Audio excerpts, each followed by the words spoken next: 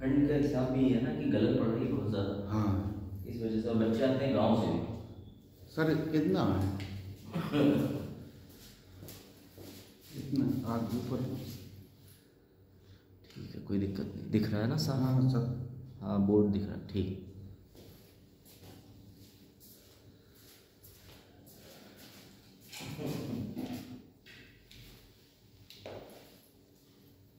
क्योंकि अगर उनके हिसाब से चलेंगे तो फिर टाइम शॉर्ट पड़ जाएगा, है ना? अब जब तक आ रहे हैं तब तक चीज़ चलती नहीं। हाँ तब तक मैं एक चीज़ बढ़ेगी और दिखाता हूँ बच्चे तुम्हारे काम की है।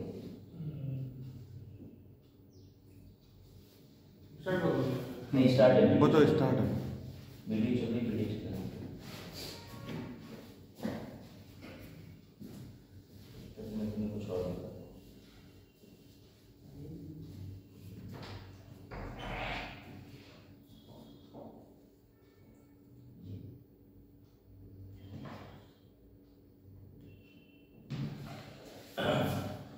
ये देखिएगा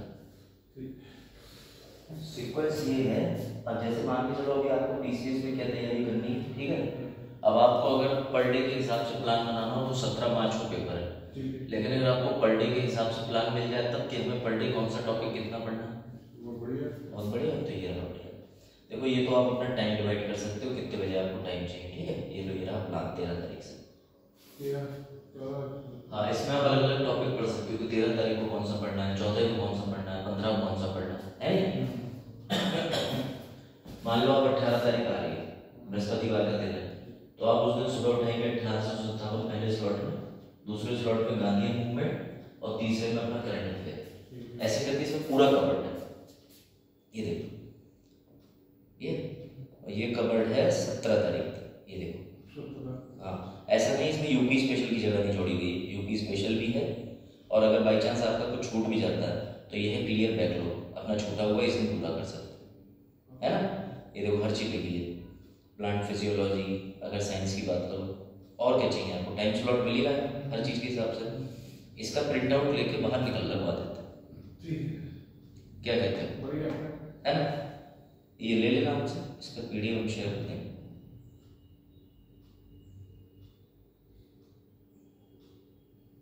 अब चलो एनवायरनमेंट का शुरुआत करते हैं, है ना? बताओ भाई, वजाहत आप ही से शुरू करते हैं। पर्यावरण हमें क्यों पढ़ना चाहिए, क्या लगता है? बीपीएससी में जो बेसिक है, जो ठीक है, प्री क्वालिफाई करने में बहुत बड़ा वेट लगता है। उसका कारण ये है जो फॉरेस्ट सर्विस है इंक्लूड कर दी गई।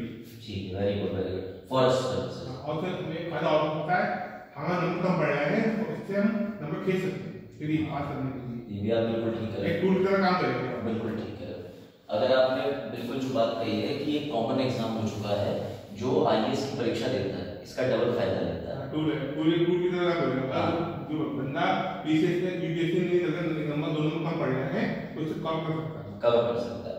और बेसिकली आपको जान के हैरत होगा कि पर्यावरण का वेटेज जो है वो अच्छा खासा वेटेज है। मैं आपको दिखाता हूँ वेटेज, आप देखिए, ये रहा पर्यावरण का वेटेज। अब ये देखो वजह थी यूपीएससी का है, अभी 2022 का जो पेपर हुआ था 23 का आगे, 2022 में एनवायरनमेंट में कितने क्वेश्चन आए प्रीलिम्स में? 18। और यूपीएससी के क्वालिफिकेशन के लिए फाइनल में 40,000।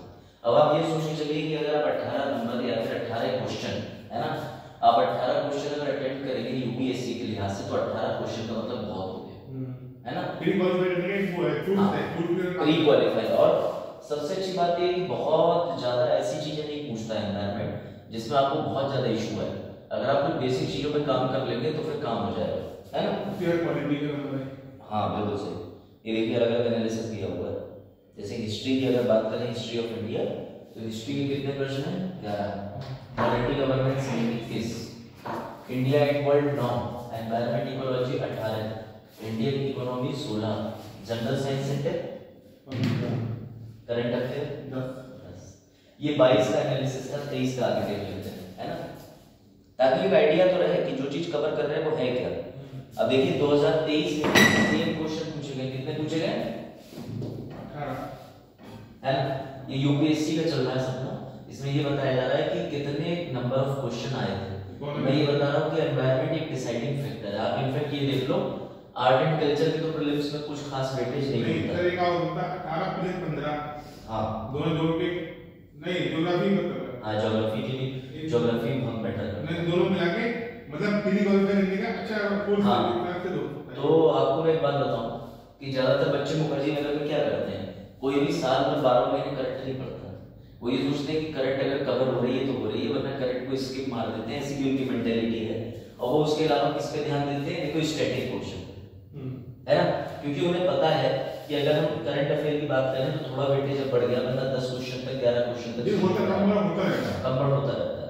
लेकिन ये फिक्स नहीं है, जरूरी नहीं है कि आप 18 क्वेश्चन मान के चले पर्यावरण में तो 18 आ जाए, 9 ही रहेगा फिर क्या करोगे? हाँ, कुछ भी हो सकता है। उसका कारण ये है कि बोला हुआ फॉरेस्ट सर्विस ये इस वजह से ये बात है। उसके चक्कर में वेटेज को उनके हिसाब से बढ़ाना है। सदी 15 ज्योग्राफी के आए थे, 15 इकोनॉमी एनवायरनमेंट के आए थे, और 15 पॉलिटी के आए थे। अगर इनको मिक्स करें तो यूपीएससी प्री क्वालिफिकेशन कितना की होगी? हाँ, ये बिल्कुल सी बात। मैं तो कहता हूँ 50% आप प्रीलिम्स से कट ऑफ ले आइए, 105 से 110 नंबर के बीच में मिल जाएगा, इससे ज्यादा की जरूरत नहीं पड़ती। आ जाएगा अगर हम 4 सब्जेक्ट पक्के कर लेते हैं। हाँ, तब हो जाए। और वैसे भी 4 चीजें भी आप पक्की क्या कर लें, अगर आप इन 4 विषय पे फोकस यहाँ करेंगे तो आपको ये मेंस में भी एडिशनली बहुत फायदा देगा। मैं फ्री बात कर रहा था, लोग घबराते हैं टीवी सुनाते हैं। घबराते क्या है, लोगों के पास में स्ट्रेटेजी नहीं होती है, मेन बात ये है ना। कैसी चल रही है आपकी तैयारी? यूपी पीसीएस के लिए भी कुछ करा है? ये इसकी बात मैं कर रहा था, ये देखो ये किस दिन से कितना पढ़ना है, क्या पढ़ना है ना, इसका टाइम स्लॉट है सबका, ठीक है। जैसे मान के चलो आज कितनी तारीख हुई, आज 15 तारीख हो गई, तो आपको 15 तारीख को ये डेली प्लान है, इसमें टॉपिक दिए हुए हैं। आपको ये पता है कि आज सुप्रीम कोर्ट पढ़ना है, हाई कोर्ट, उसके बाद करंट अफेयर। ऐसे करते करते करते पर डे के हिसाब से इसमें डिवाइडेड है। और अगर आप कर लोगे तो फिर आप चले जाओगे ये 17 मार्च तक, है ना। इस डेट से भी कम से कम हफ्ते भर पहले यानी 9 मार्च से टाइम टेबल में रिवीजन ही दिया हुआ है सर, तो इसको फॉलो करना है ना। इसको मैं शेयर कर दूंगा, हर तरीके से इसको फॉलो करना है। इसमें सभी विषय लिखे हैं, ऐसा नहीं है कि सी सेट ना लिखा हो, ये देखो, है ना। तो आई थिंक ये फॉलो करना बढ़िया ही रहेगा आपके लिए। तेरे को यूपीएससी में फॉर सर्विस इंक्लूड है, तो स्टेट का भी होता है। स्टेट का भी इंक्लूडेड है। स्टेट का जब आप पीसीएस का भी फॉर्म भर रहे होंगे, तो जब आप फॉर्म भरते हैं तो ऊपर एक ऑप्शन आ जाता है, उसमें ये पूछता है पीसीएस या ईसीएफआरओ करके। लेकिन उसमें एक कंडीशन है, अगर वैकेंसी साथ में निकली हुई हो, पोस्ट हो, तब। अगर पोस्ट नहीं आई होगी इस साल तो नहीं। इस बार नहीं क्या? इस बार तो देखेगा। और आप जब बीएससी बैकग्राउंड टिक करेंगे, नोटिफिकेशन देखिएगा, मेरे ख्याल से नोटिफिकेशन में है ना। और दूसरी बात ये भी है, उसमें सीधे आपसे ग्रेजुएशन के सब्जेक्ट नीचे पूछता भी है। इस बार पीसीएस का भरा है किसी ने? आपने भर दिया? और इधर सपना में आपने नहीं भरा? भर दीजिए, पीसीएस देना है इस बार। 17 मार्च को है पेपर। आरओ भरा? पता नहीं लग पाई थी, बाद में छूट गया था। चलो कोई बात नहीं, चलो बेसिकली शुरू करते हैं, है ना। अब आ जाओ। अब देखो, अगर आईएएस सिलेबस की बात करें तो एक बात मेरी ध्यान दीजिएगा, ठीक है। ये आईएएस की सिलेबस, ये रहा यूपीएससी का आपका सिलेबस, ठीक है। इसमें देखो प्रीलिम्स के सिलेबस में एक बात लिखी हुई है, और बड़ा हंसी की भी बात है और नहीं है ना। आ जाइए, चलो। तो इसमें क्वेश्चन का मुझे जवाब पूछना है। हाँ, जो वाली वाला आपने पूछा था, बैठ जाए। उसका सवाल पता ना आपको कहाँ ले जा रहा था? मैं आपको कनेक्ट कर रहा था कि नाम में क्या रखा है, फिर मैं आपको उत्तर प्रदेश में जिन शहरों के नाम बदले हैं उनसे जोड़ देता। नहीं समझे? करंट का मुद्दा ये था। जैसे मैंने आपसे पूछा कि आपके सरनेम को अगर कोई चेंज करे, आपके सरनेम पे कोई प्रश्न उठाए या विवाद करे तो आपको कैसा लगेगा, तो आपको जवाब देना चाहिए था कि मुझे लगता है कि ये व्यक्तिगत सरनेम की बात नहीं है, परंतु जो चित्रण करा गया जा रहा है उस चित्रण को किसी भी व्यक्ति के अनुसार उचित रूप से किया जाना चाहिए, ना कि सिर्फ त्रिपाठी जी की बात। मतलब आप उस टाइटल को डिफेंड कर सकते थे। आप ये भी कह सकते थे कि जैसे ये तो एक टाइटल हो गया जो अवतार ब्राह्मण लोगों को दिया जाता है, परंतु अगर हम बात करें तो पौराणिक चीजों के नाम भी बदले जा रहे हैं और उनके पौराणिक चीज को रिवाइव कराया जा रहा है। ऐसे में कनेक्ट कर देता आपको। जैसे आप कहते नाम अगर आप पॉजिटिव बोलते तो मैं फिर आपसे प्रयागराज का नाम रख देता, और अगर आप नेगेटिव बोलते तो आइडियोलॉजी चेंज करता। नहीं समझे? क्या वो बंद कैसे हो गया? अच्छा, बजाज से स्विच ही बंद हो गया। कोई बात नहीं, ऑन कर दो, सिर्फ एक बार दबाओ हो जाएगा। रुक जाइए, मैं बंद कर देता हूँ। अब एक बार बटन सिंगल प्रेस कर दीजिए। ये हाँ, मेन पावर बटन, बस अब आ जाएगा। लाइट बंद कर दो सर। हाँ, कोई बात नहीं, उसको ब्लर कर दो। ठीक है, एक तो ओपन ही कर दे, ये ऐसे चलता है। सही लग रहा है? नहीं सर, हाँ, ये ओपन कर दे। दादा मेरा होगा, पीछे कोई गिर पड़े। नहीं सर, पीछे शुरू हो जाएगा पीछे। हाँ, सही कह रहे हैं। सब जांच कर रहे हैं। चलो, अब अश्विन एक चीज नोटिस करो कि आईएएस के सिलेबस में कितनी बढ़िया बात लिखी हुई है, और फिर तुम्हें मैं दिखाऊंगा क्या बढ़िया बात है। ये लिखा है पर्यावरण, पारिस्थितिकी, जैव विविधता, जलवायु परिवर्तन पर सामान्य मुद्दे जिनके लिए तुम्हारे साथ में, पहले तो मैं एक बार फिर से क्लियर कर दूं, बजाज ने इस पर डिस्कस कर लिया। यूपीएससी के पेपर से दो तरीके से आप जाते हो, एक तो पहला सिविल के लिए और दूसरा आ जाते हो फॉरेस्ट वाले के लिए। जैसे मान के चलो आपने यूपीएससी का पेपर 26 मई को दिया, आपने एक ही प्रीलिम्स दिया, लेकिन उस प्रीलिम्स से आपको दो मेंस देने को मिल सकते हैं। कौन से वाले? एक आपका सिविल का हो जाएगा, आईएएस, आईएफएस, आईआरएस, एक फॉरेस्ट वाला है, तो आपको डबल फायदे होते हैं। अब फॉरेस्ट वाले पेपर में मिनिमम एलिजिबिलिटी जो है वो बीएससी है, तो आप जरा दिमाग लगाइए कि बीएससी वाला भी इसमें बैठेगा, तो इसमें लिखा हुआ है कि विषय विशेषज्ञता की आवश्यकता नहीं है, लेकिन जो क्वेश्चन का लेवल होता है वो होता बीएससी वाले के हिसाब से कि वो टैकल कर ले। तो ये तो बिल्कुल झांसे में बता जाना है ना कि इतना ये।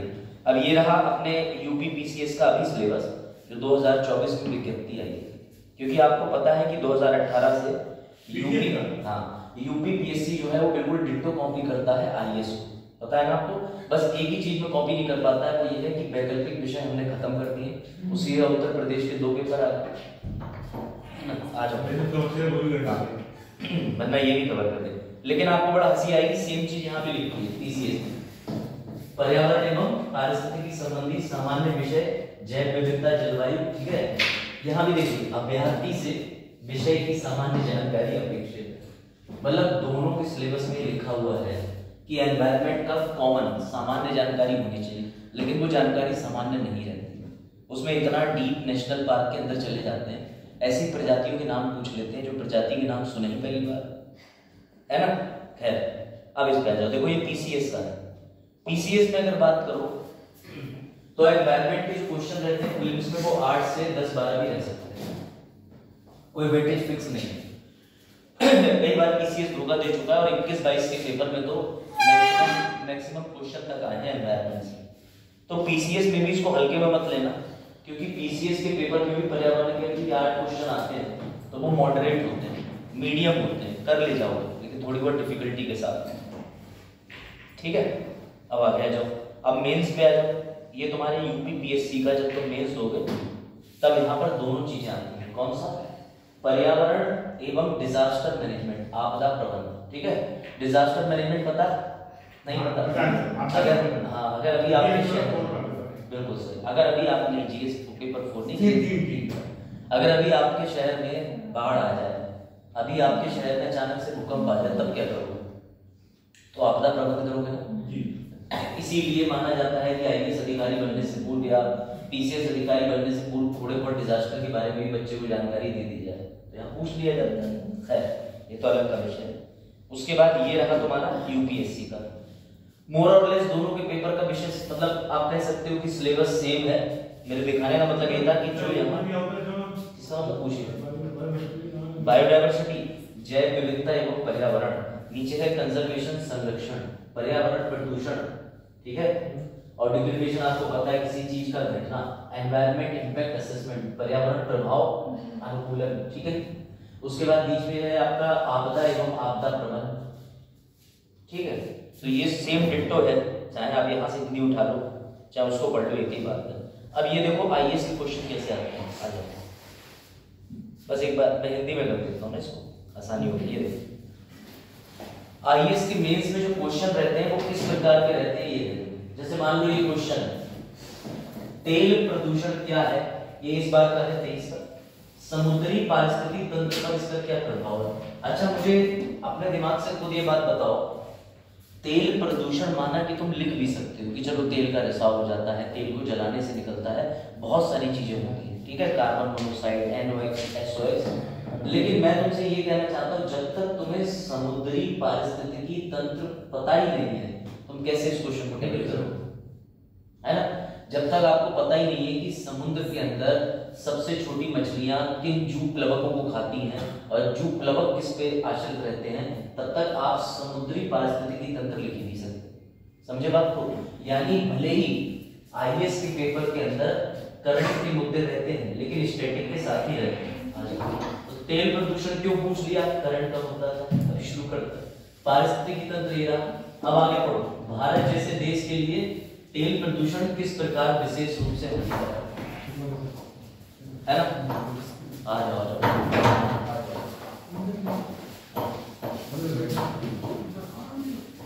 चलो, मेजॉरिटी हो गई, बहुत हो गई। अब एक्चुअल शुरू करते हैं, है ना। सर जैसे क्वेश्चन करना है, हाँ पूछो जरूर। सर जो ट्रेन जैसे वो भारत से निकल के इसमें घूम रही है, विचरण कर रही है, तो सर इस उत्तर को जैसे हम इंटरव्यू में देखें तो पहले से में देखें ना। हाँ ये सबसे ये है ग्रुप में डाला। अच्छा ग्रुप में पढ़ा ही नहीं, वो टाइम टेबल नहीं पढ़ा।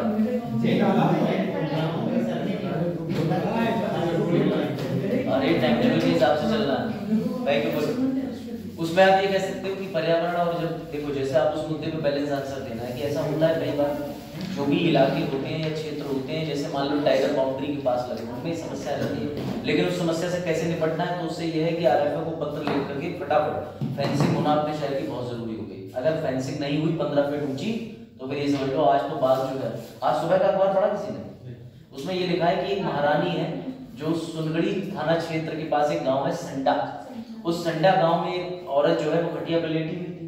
अब रात में उसकी बकरी भी खटिया के नीचे आ जाती थी, तो बकरी कट्टे पे बैठ जाती थी। अब उसे पूरी रात होश नहीं रहा और बागे ना के खटिया के नीचे बैठी रही, वो उसको सहलाती भी रही 2-3 बार।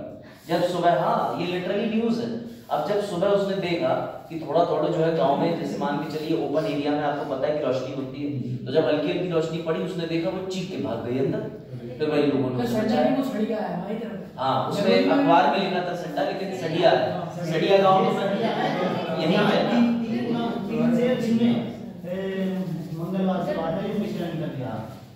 सर जो जनवरी में बाजार लगती थी पहले अच्छा साहब खेत में जो बाजार लगती थी, वहाँ गली के सामने टहलने की, लो बताओ सीसीटीवी रिकॉर्ड तो मैं तो उस औरत को सोच रहा हूँ उसकी क्या बीती होगी, और इतनी नींद में थी उसका हाथ गया, कमाल की बात है। मतलब उसे शेरों तो शहर में सीधे ही रहेंगे। अच्छा वाह क्या बात। सर टाइगर रिजर्व देखने जाते थे, अब टाइगर यहीं दिख रहा है। यहाँ टाइगर रिजर्व की बड़ा अच्छी स्टोरी है, बताऊंगा तुम्हें मैं। यहाँ पे टाइगर रिजर्व, हाँ हाँ इसी बात पे 2 मिनट में क्या है, क्या चीज है। अच्छा नहीं आज नहीं, इंटरव्यू प्रोग्राम आज नहीं है, क्योंकि माइक सर भलिया में उसमें करा लें, मैं तो निकल जाऊंगा 10:30 में। फिलहाल मैं तो थर्सडे फ्राइडे सैटरडे में डेफिनेटली कराऊंगा, ठीक है ना। एक चीज मैं फिर से रिपीट कर दे रहा हूँ, तीसरी बार, ये लो ठीक है, तुम्हारा टाइम स्लॉट तैयार है। अब जितने भी बच्चे हैं ध्यान से सुनना, तुम्हें अगर ये पता चल जाए कि हमें पर डे कितने टॉपिक कवर करने हैं 17 मार्च तक, तो तुम्हारा फायदा ही होगा। तो ये रहा तुम्हारे लिए प्लान। ये मैंने 13 जनवरी से हालांकि इसको लागू करने का सोचा था, 13 तारीख को ये टॉपिक पढ़ने थे। अब ये जो ऊपर स्लॉट लिखा है वो तुम्हारे हिसाब से तुम फेरबदल कर सकते हो, जो इतने बजे उठ के इतने बजे पढ़ रहा है, या जो अपने हिसाब से अपना टाइम टेबल दिनचर्या को बनाना चाहता है वो बना सकता है, ठीक है। बेसिकली इसमें है क्या ये समझो, इसमें 13 तारीख से ही शुरू हो रहा है। पर डे कौन सा टॉपिक पढ़ना है, कितने घंटे पढ़ना है, उस टॉपिक का रिवीजन कब करना है, हिस्ट्री के कौन से टॉपिक तुम्हें पढ़ने हैं, साइंस के कौन से टॉपिक पढ़ने हैं, यूपी स्पेशल कितना पढ़ना है। अगर तुम्हारी छुट्टी हो जाती है तो तुम बैकलॉग कैसे क्लियर करोगे, सब्जेक्ट छूट जाता है वो कैसे क्लियर करोगे, इकोनॉमिक्स के कौन से टॉपिक पढ़ने हैं, साइंस के कौन से पढ़ने हैं, ज्योग्राफी के कौन से पढ़ने हैं। 17 मार्च तक अगर तुम इतना पढ़ लोगे तो तुम्हारा पीसीएस प्रीलिम्स हो जाएगा।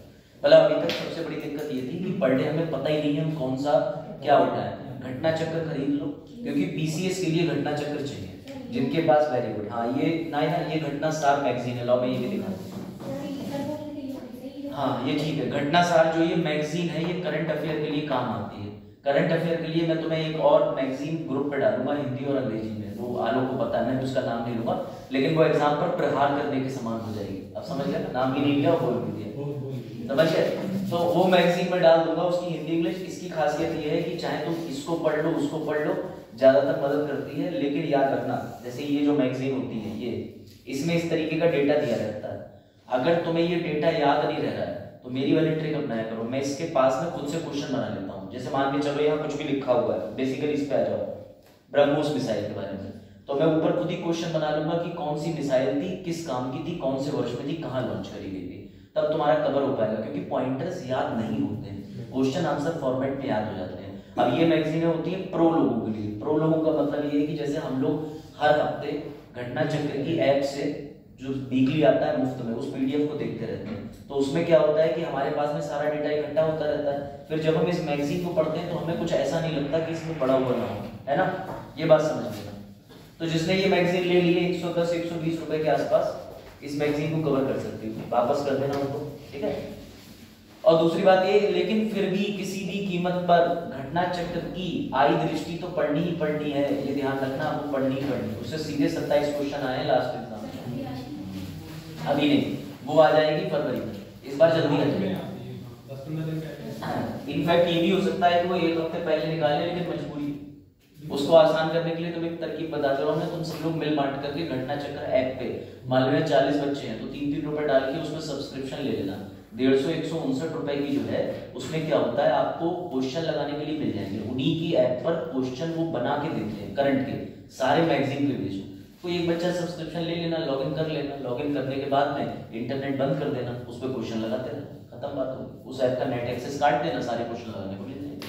नहीं समझे तो ऐसा कर लेना, सस्ता ही होता है, 149 के आसपास होता है। जो अपना इंडिविजुअल लेना चाहे वो इंडिविजुअल ले, है ना। चलो, तो तुम्हें ये मैं शेयर कर दूंगा, इसके हिसाब से तुम देख लेना, इसमें है ना हर चीज दी हुई है। ये सब ये तो बोल कला, ये ना ये कला है, ये स्किल है, स्किल क्या चीज, ये कला तुम्हें सिखाई नहीं जा सकती, पेट पे लात नहीं पड़वा, है ना। तो ये चीज देख लेना। रोजगार 2000 रुपए का, इनसे पूछो, करो जो मैं पूछ लेता हूँ, कहाँ तक आते ब्रह्मांड में आ जाओ, राइट हैंड साइड पे, गेट से ओपन होते ही राइट हैंड साइड पे, हाँ यहीं पे वहाँ बाइक और साइकिल से आगे आओगे तो मैं नक्षत्र लिखा हुआ देखेगा यहाँ दीवार पे, मैथमेटिक्स और वहीं आ जाता है, स्कूटी खड़ी उससे आगे। एक बच्चा पूरनपुर से भी आया ना, मैंने मना करा, मैंने कहा पूरा इतना हो रहा है बताओ, तो बोले नहीं हम आज ही लेंगे पहले क्लास में, चलो आ जाओ। नहीं ये नहीं, हर कोई तुम्हारी तरह नहीं है ना। चलो बैठ जाओ। तो अभी तो एनालिसिस ही कर रहे थे, है ना, कि आईएएस में कितने क्वेश्चन आते हैं। मोर और लेस मैंने चीजें बता दी थी, लेकिन अब मैं तुम्हें ये बता दे रहा हूँ कि किस प्रकार के क्वेश्चन होते हैं, ठीक है। ये आईएएस वाले प्रश्न है 2022 के, देख लो आईएएस वाले प्रश्न। जैसे आईएएस में क्या आया, ये देखो, प्रत्येक वर्ष पृथ्वी ग्रह की सतह पर बड़ी मात्रा में पादप सामग्री सेल्यूलोज जमा हो जाती है। अब कार्बन डाइऑक्साइड, पानी और अन्य अंतिम उत्पाद उत्पन्न करने से पहले सेल्यूलोज किन प्राकृतिक प्रक्रियाओं से गुजरता है। स्टैटिक क्वेश्चन, इसमें कहीं से कहीं कोई वेटेज करंट का नहीं।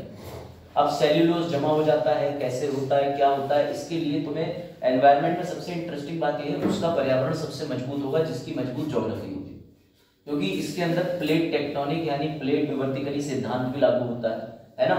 कॉन्टिनेंटल यानी कि आप कह सकते हो कॉन्टिनेंटल और वाटर प्लेट सिस्टम लड़ेंगी तो नीचे जाएगी प्लेट तो मलबा बाहर आएगा। इस तरीके की सारी चीजों के लिए थोड़ी ज्योग्राफी का सामान्य ज्ञान होना चाहिए। वो मुझे पता है कितना सामान्य ज्ञान तुम्हारे अंदर ज्योग्राफी का है, तो मैं प्रयास करूंगा कि जो भी ज्योग्राफी के कंसेप्ट हैं वो मैं तुम्हें कंसेप्ट यहाँ क्लियर कर दूं। फिलहाल सभी प्रकार के चक्र तो हम पढ़ेंगे, नाइट्रोजन, कार्बन, फॉस्फोरस। हाँ सुनील क्या हुआ, सुनील ऐसे घबरा नहीं, ज्योग्राफी सब पढ़ा नहीं भैया, एनवायरमेंट ही पढ़ा, दूसरे के पेट काहे चाहिए। चलो हाँ बिल्कुल बिल्कुल, बिना डेमो सब पढ़ो।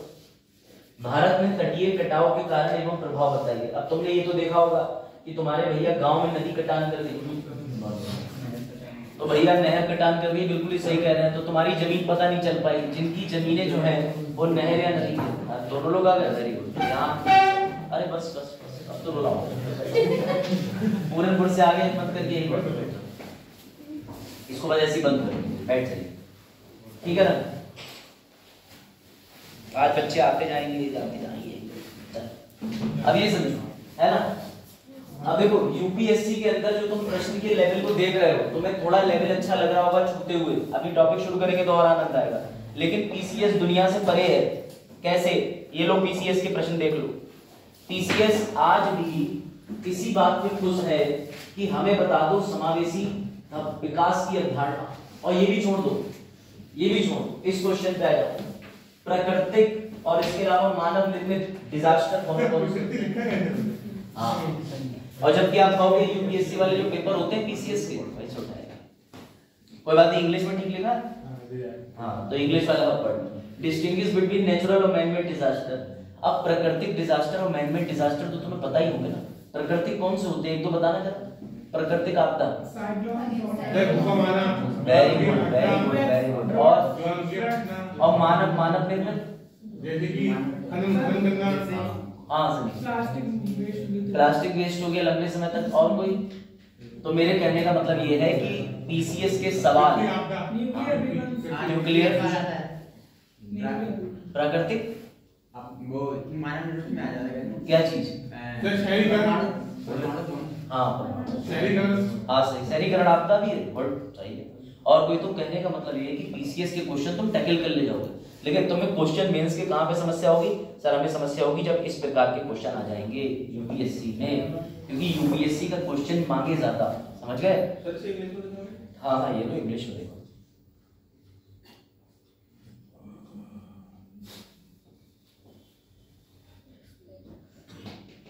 ये लो, ठीक है। अब देखो फोटोकेमिकल स्मोक क्या होती है। अगर किसी को पराली की समस्या पता है तो वो थोड़ा बहुत चला जाएगा, फोटोकेमिकल स्मोक क्या होती है। तो कहने का मतलब ये है कि अभी ये चीजें तुम्हें नई नई लग रही है कि हाँ सर पता नहीं क्या रॉकेट साइंस है, लेकिन डोंट वरी, मैं तुम्हें ऐसे सारे फैक्ट दूंगा। हाँ क्या वो नर्वस लग रहा है बहुत ज्यादा? नहा के क्या? नहा के क्या? अब देखो ये क्वेश्चन यूपीएससी का है, पढ़ा सबने है कि ग्लोबल वार्मिंग क्या होती है, लेकिन ग्लोबल वार्मिंग के बारे में कोई ये जानता है कि ओजोन ऊपर और ओजोन नीचे दोनों जगह होती है? पता है? सर ऊपर वाली तो हमें पता है, नीचे वाली तो नहीं पता। तो भाई तुम जरा दिमाग लगाओ कि तुमने अगर कोई चीज बर्न करी, कार्बन मोनोऑक्साइड CO, ठीक है, अगर वो ऑक्सीजन के अभाव में, अगर आप कहीं पे भी कोई आग लगाते हैं और ऑक्सीजन की कमी है तो मोनोऑक्साइड फेंकेगा, ऑक्सीजन भरपूर मात्रा में तो CO2 निकालेगा। तो अगर कार्बन मोनोऑक्साइड बन गई तो जब वो सूर्य के प्रकाश की वजह से टूटती है, रिएक्शन होता है, तो कार्बन अलग चला जाता है, मोनोऑक्साइड अलग चला जाएगा, O अलग आ जाएगा। तो जो O है वो तुम्हारी ऑक्सीजन जो है पृथ्वी पे O2, उसमें जाके अब एक O और जुड़ेगा तो क्या हो जाएगा? O3, तो ओजोन बन जाएगी पृथ्वी पे। ये सारे कंसेप्ट मैं तुम्हें यहाँ दिखा के समझाऊंगा।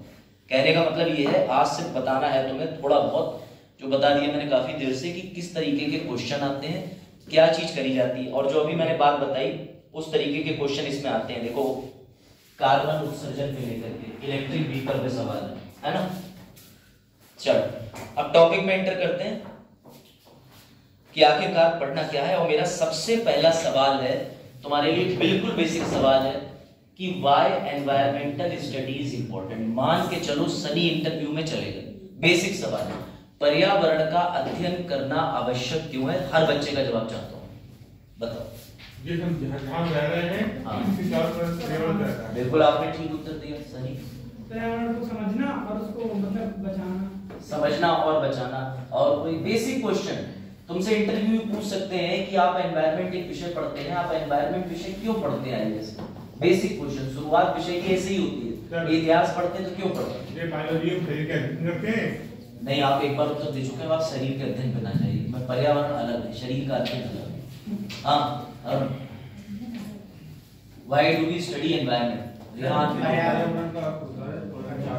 नहीं, क्वेश्चन से मत पढ़ो। पर्यावरण हम इसलिए मतलब स्टडी करते हैं कि हमारे जीवन से रिलेटेड मतलब किस प्रकार से उपयोगी है, अनुपयोगी है। चलो वापस आओ, बताओ। चारों तरफ अध्ययन करते हैं, ठीक है, कोई बात नहीं। दूसरा बताओ इधर, करण और रिहान पीछे।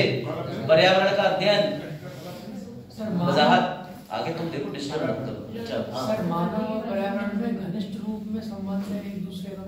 अब भी सही जा रहे हो, बिल्कुल ठीक जा रहे हो। और तो भैया अगर तुम्हें मेंस में क्वेश्चन मिल जाए और शब्दावली लिख के आ जाए अन्योन्याश्रित है, तो तुम घबराना मत। मैं तुम्हें इसलिए बता रहा हूँ क्योंकि पर्यावरण का अध्ययन क्यों करें। अगर मेंस में क्वेश्चन उठ के आ गया या प्रीलिम्स में शब्द दे दिया तो पहले तो तुम्हारी हिंदी व्याकरण विफल हो जाएगी। और ऐसे शब्द पर्यावरण के अंदर या क्वेश्चंस के अंदर मिलते हैं तो थोड़ा तुम्हें शाब्दिक ज्ञान भी देना जरूरी है। पर्यावरण का अध्ययन सीधी सीधी बातें इसलिए करा जाता है क्योंकि जो भी मानव विकास हुआ है उसमें हमने पर्यावरण के साथ बहुत छेड़छाड़ करी। पिछले 200 वर्षों से तो हमने इतनी छेड़छाड़ करी है कि अगर पर्यावरण जिंदा होता तो तुम्हें बहुत चचा वाला मीम कहता चला जा, आगे समझ गए होंगे लड़के तो समझ गए। तो भैया इस अंधी दौड़ में हमने संसाधनों को नियोजित उपयोग तो नहीं छोड़ी दुरुपयोग कर दिया, इस कारण पर्यावरण पर दबाव उत्पन्न हो गया। ये एक बेसिक इंटरव्यू का आंसर है, इसलिए मैंने इसे कम लाइन में लिखा। अब समझना मेरी बात को, भी आगे लेके चलते हैं। सर अन्योन्याश्रित का हिंदी अर्थ होता है आश्रित होना, घनिष्ठ होना, एक दूसरे से परस्पर संबंधित होना। क्या तुम एक भी सेकंड पर्यावरण के बिना जीवित रह सकते हो? नहीं रह सकते ना। तो इसीलिए पर्यावरण का अध्ययन क्यों जरूरी है, क्योंकि हम और पर्यावरण दोनों एक दूसरे से परस्पर घनिष्ठ हैं, संबंधित हैं, अंतः क्रिया करते हैं। अगर ऑक्सीजन बंद, पर्यावरण बंद, तो तुम्हारा काम खत्म। समझ गए? अगर तुम्हारा भी CO2 देना बंद तो भी तुम्हारा काम खत्म, श्वसन क्रिया बंद। समझ में आई बात? इसलिए पर्यावरण का अध्ययन करने की बेसिक बात। लेकिन क्या सर PCS और IAS के बच्चे के लिए इतना जो सवाल का जवाब है वो वैलिड है? नहीं। तुम इंटरव्यू में इतनी लाइन बोल सकते हो, वन वर्ड में कहीं डिफाइन कर सकते हो, लेकिन मिनिमम तुम्हें इतनी बातें पता होनी चाहिए कि पर्यावरण का अध्ययन कई कारणों से महत्वपूर्ण है। ठीक है, कल को अगर मेंस का सवाल भी बन जाए, वजाहत तुम्हारा वाला आ गया। पर्यावरण के मुद्दे स्वच्छ पानी, हवा, भोजन को, शिक्षा, पर्यावरण प्रबंधन, जलवायु परिवर्तन, विकास एवं सीमित स्रोत। मेरी बात समझना, इतने अगर तुम्हें पॉइंट समझ में आते हैं तो तुम अपने किसी भी मेंस के आंसर में, और खासकर PCS तो तुम्हें ऐसे आंसर क्वेश्चन दे देगा, UPSC भले ना दे, लेकिन ऐसे क्वेश्चन तुम्हें क्यों पढ़ना चाहिए? तो लो इसे सॉल्व करो।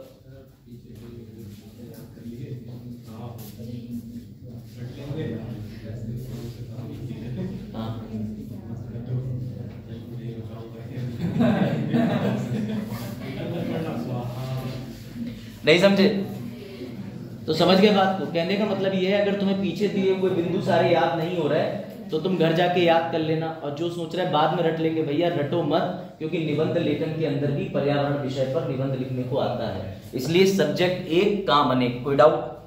कोई डाउट? हाँ पीछे कर दे, स्लाइड तो मैं दूंगा ही नहीं। सही बात है, क्यों? ये है ना। तो पर्यावरण का अध्ययन तुम लोगों ने सबने मोर और लेस आंसर दिया। जैसे इन्होंने कहा सनी ने कि समझना और पर्यावरण को बचाने के लिए, इन्होंने कहा अध्ययन के लिए। वो कहना चाह रहे थे हम चारों तरफ से घिरे हैं तो चारों तरफ से स्टडी कर लेंगे, ये नहीं पता किन से घिरे हैं। चलो ठीक है। अब इधर 2 बच्चे नए आए, वो भी प्रयास कर रहे थे, लेकिन कहने का मतलब ये कुछ पॉइंट है, इसमें तुम अपने पॉइंट ऐड कर सकते हो। समझ गए? बेसिक चीज, ये बेसिक क्वेश्चन है। चलो भाई अब आगे आ जाओ। अब सबसे पहली बात तो ये है, तो मैं एक इंटरेस्टिंग चीज मैं बताता हूँ जो अखबार में निकली थी, कि पर्यावरण पर हमारा, आपका या किसी भी देश का ध्यान क्यों गया होगा या कब जाना शुरू हुआ होगा। तो अभी तक का सीन जो चल रहा है 2023, उससे कई वर्ष पहले 1970 का एक समय आया था, और 1970 का समय आने के, आपने एक चीज आपको ध्यान होगी, स्टॉकहोम सम्मेलन कब हुआ था? 1972 हुआ था।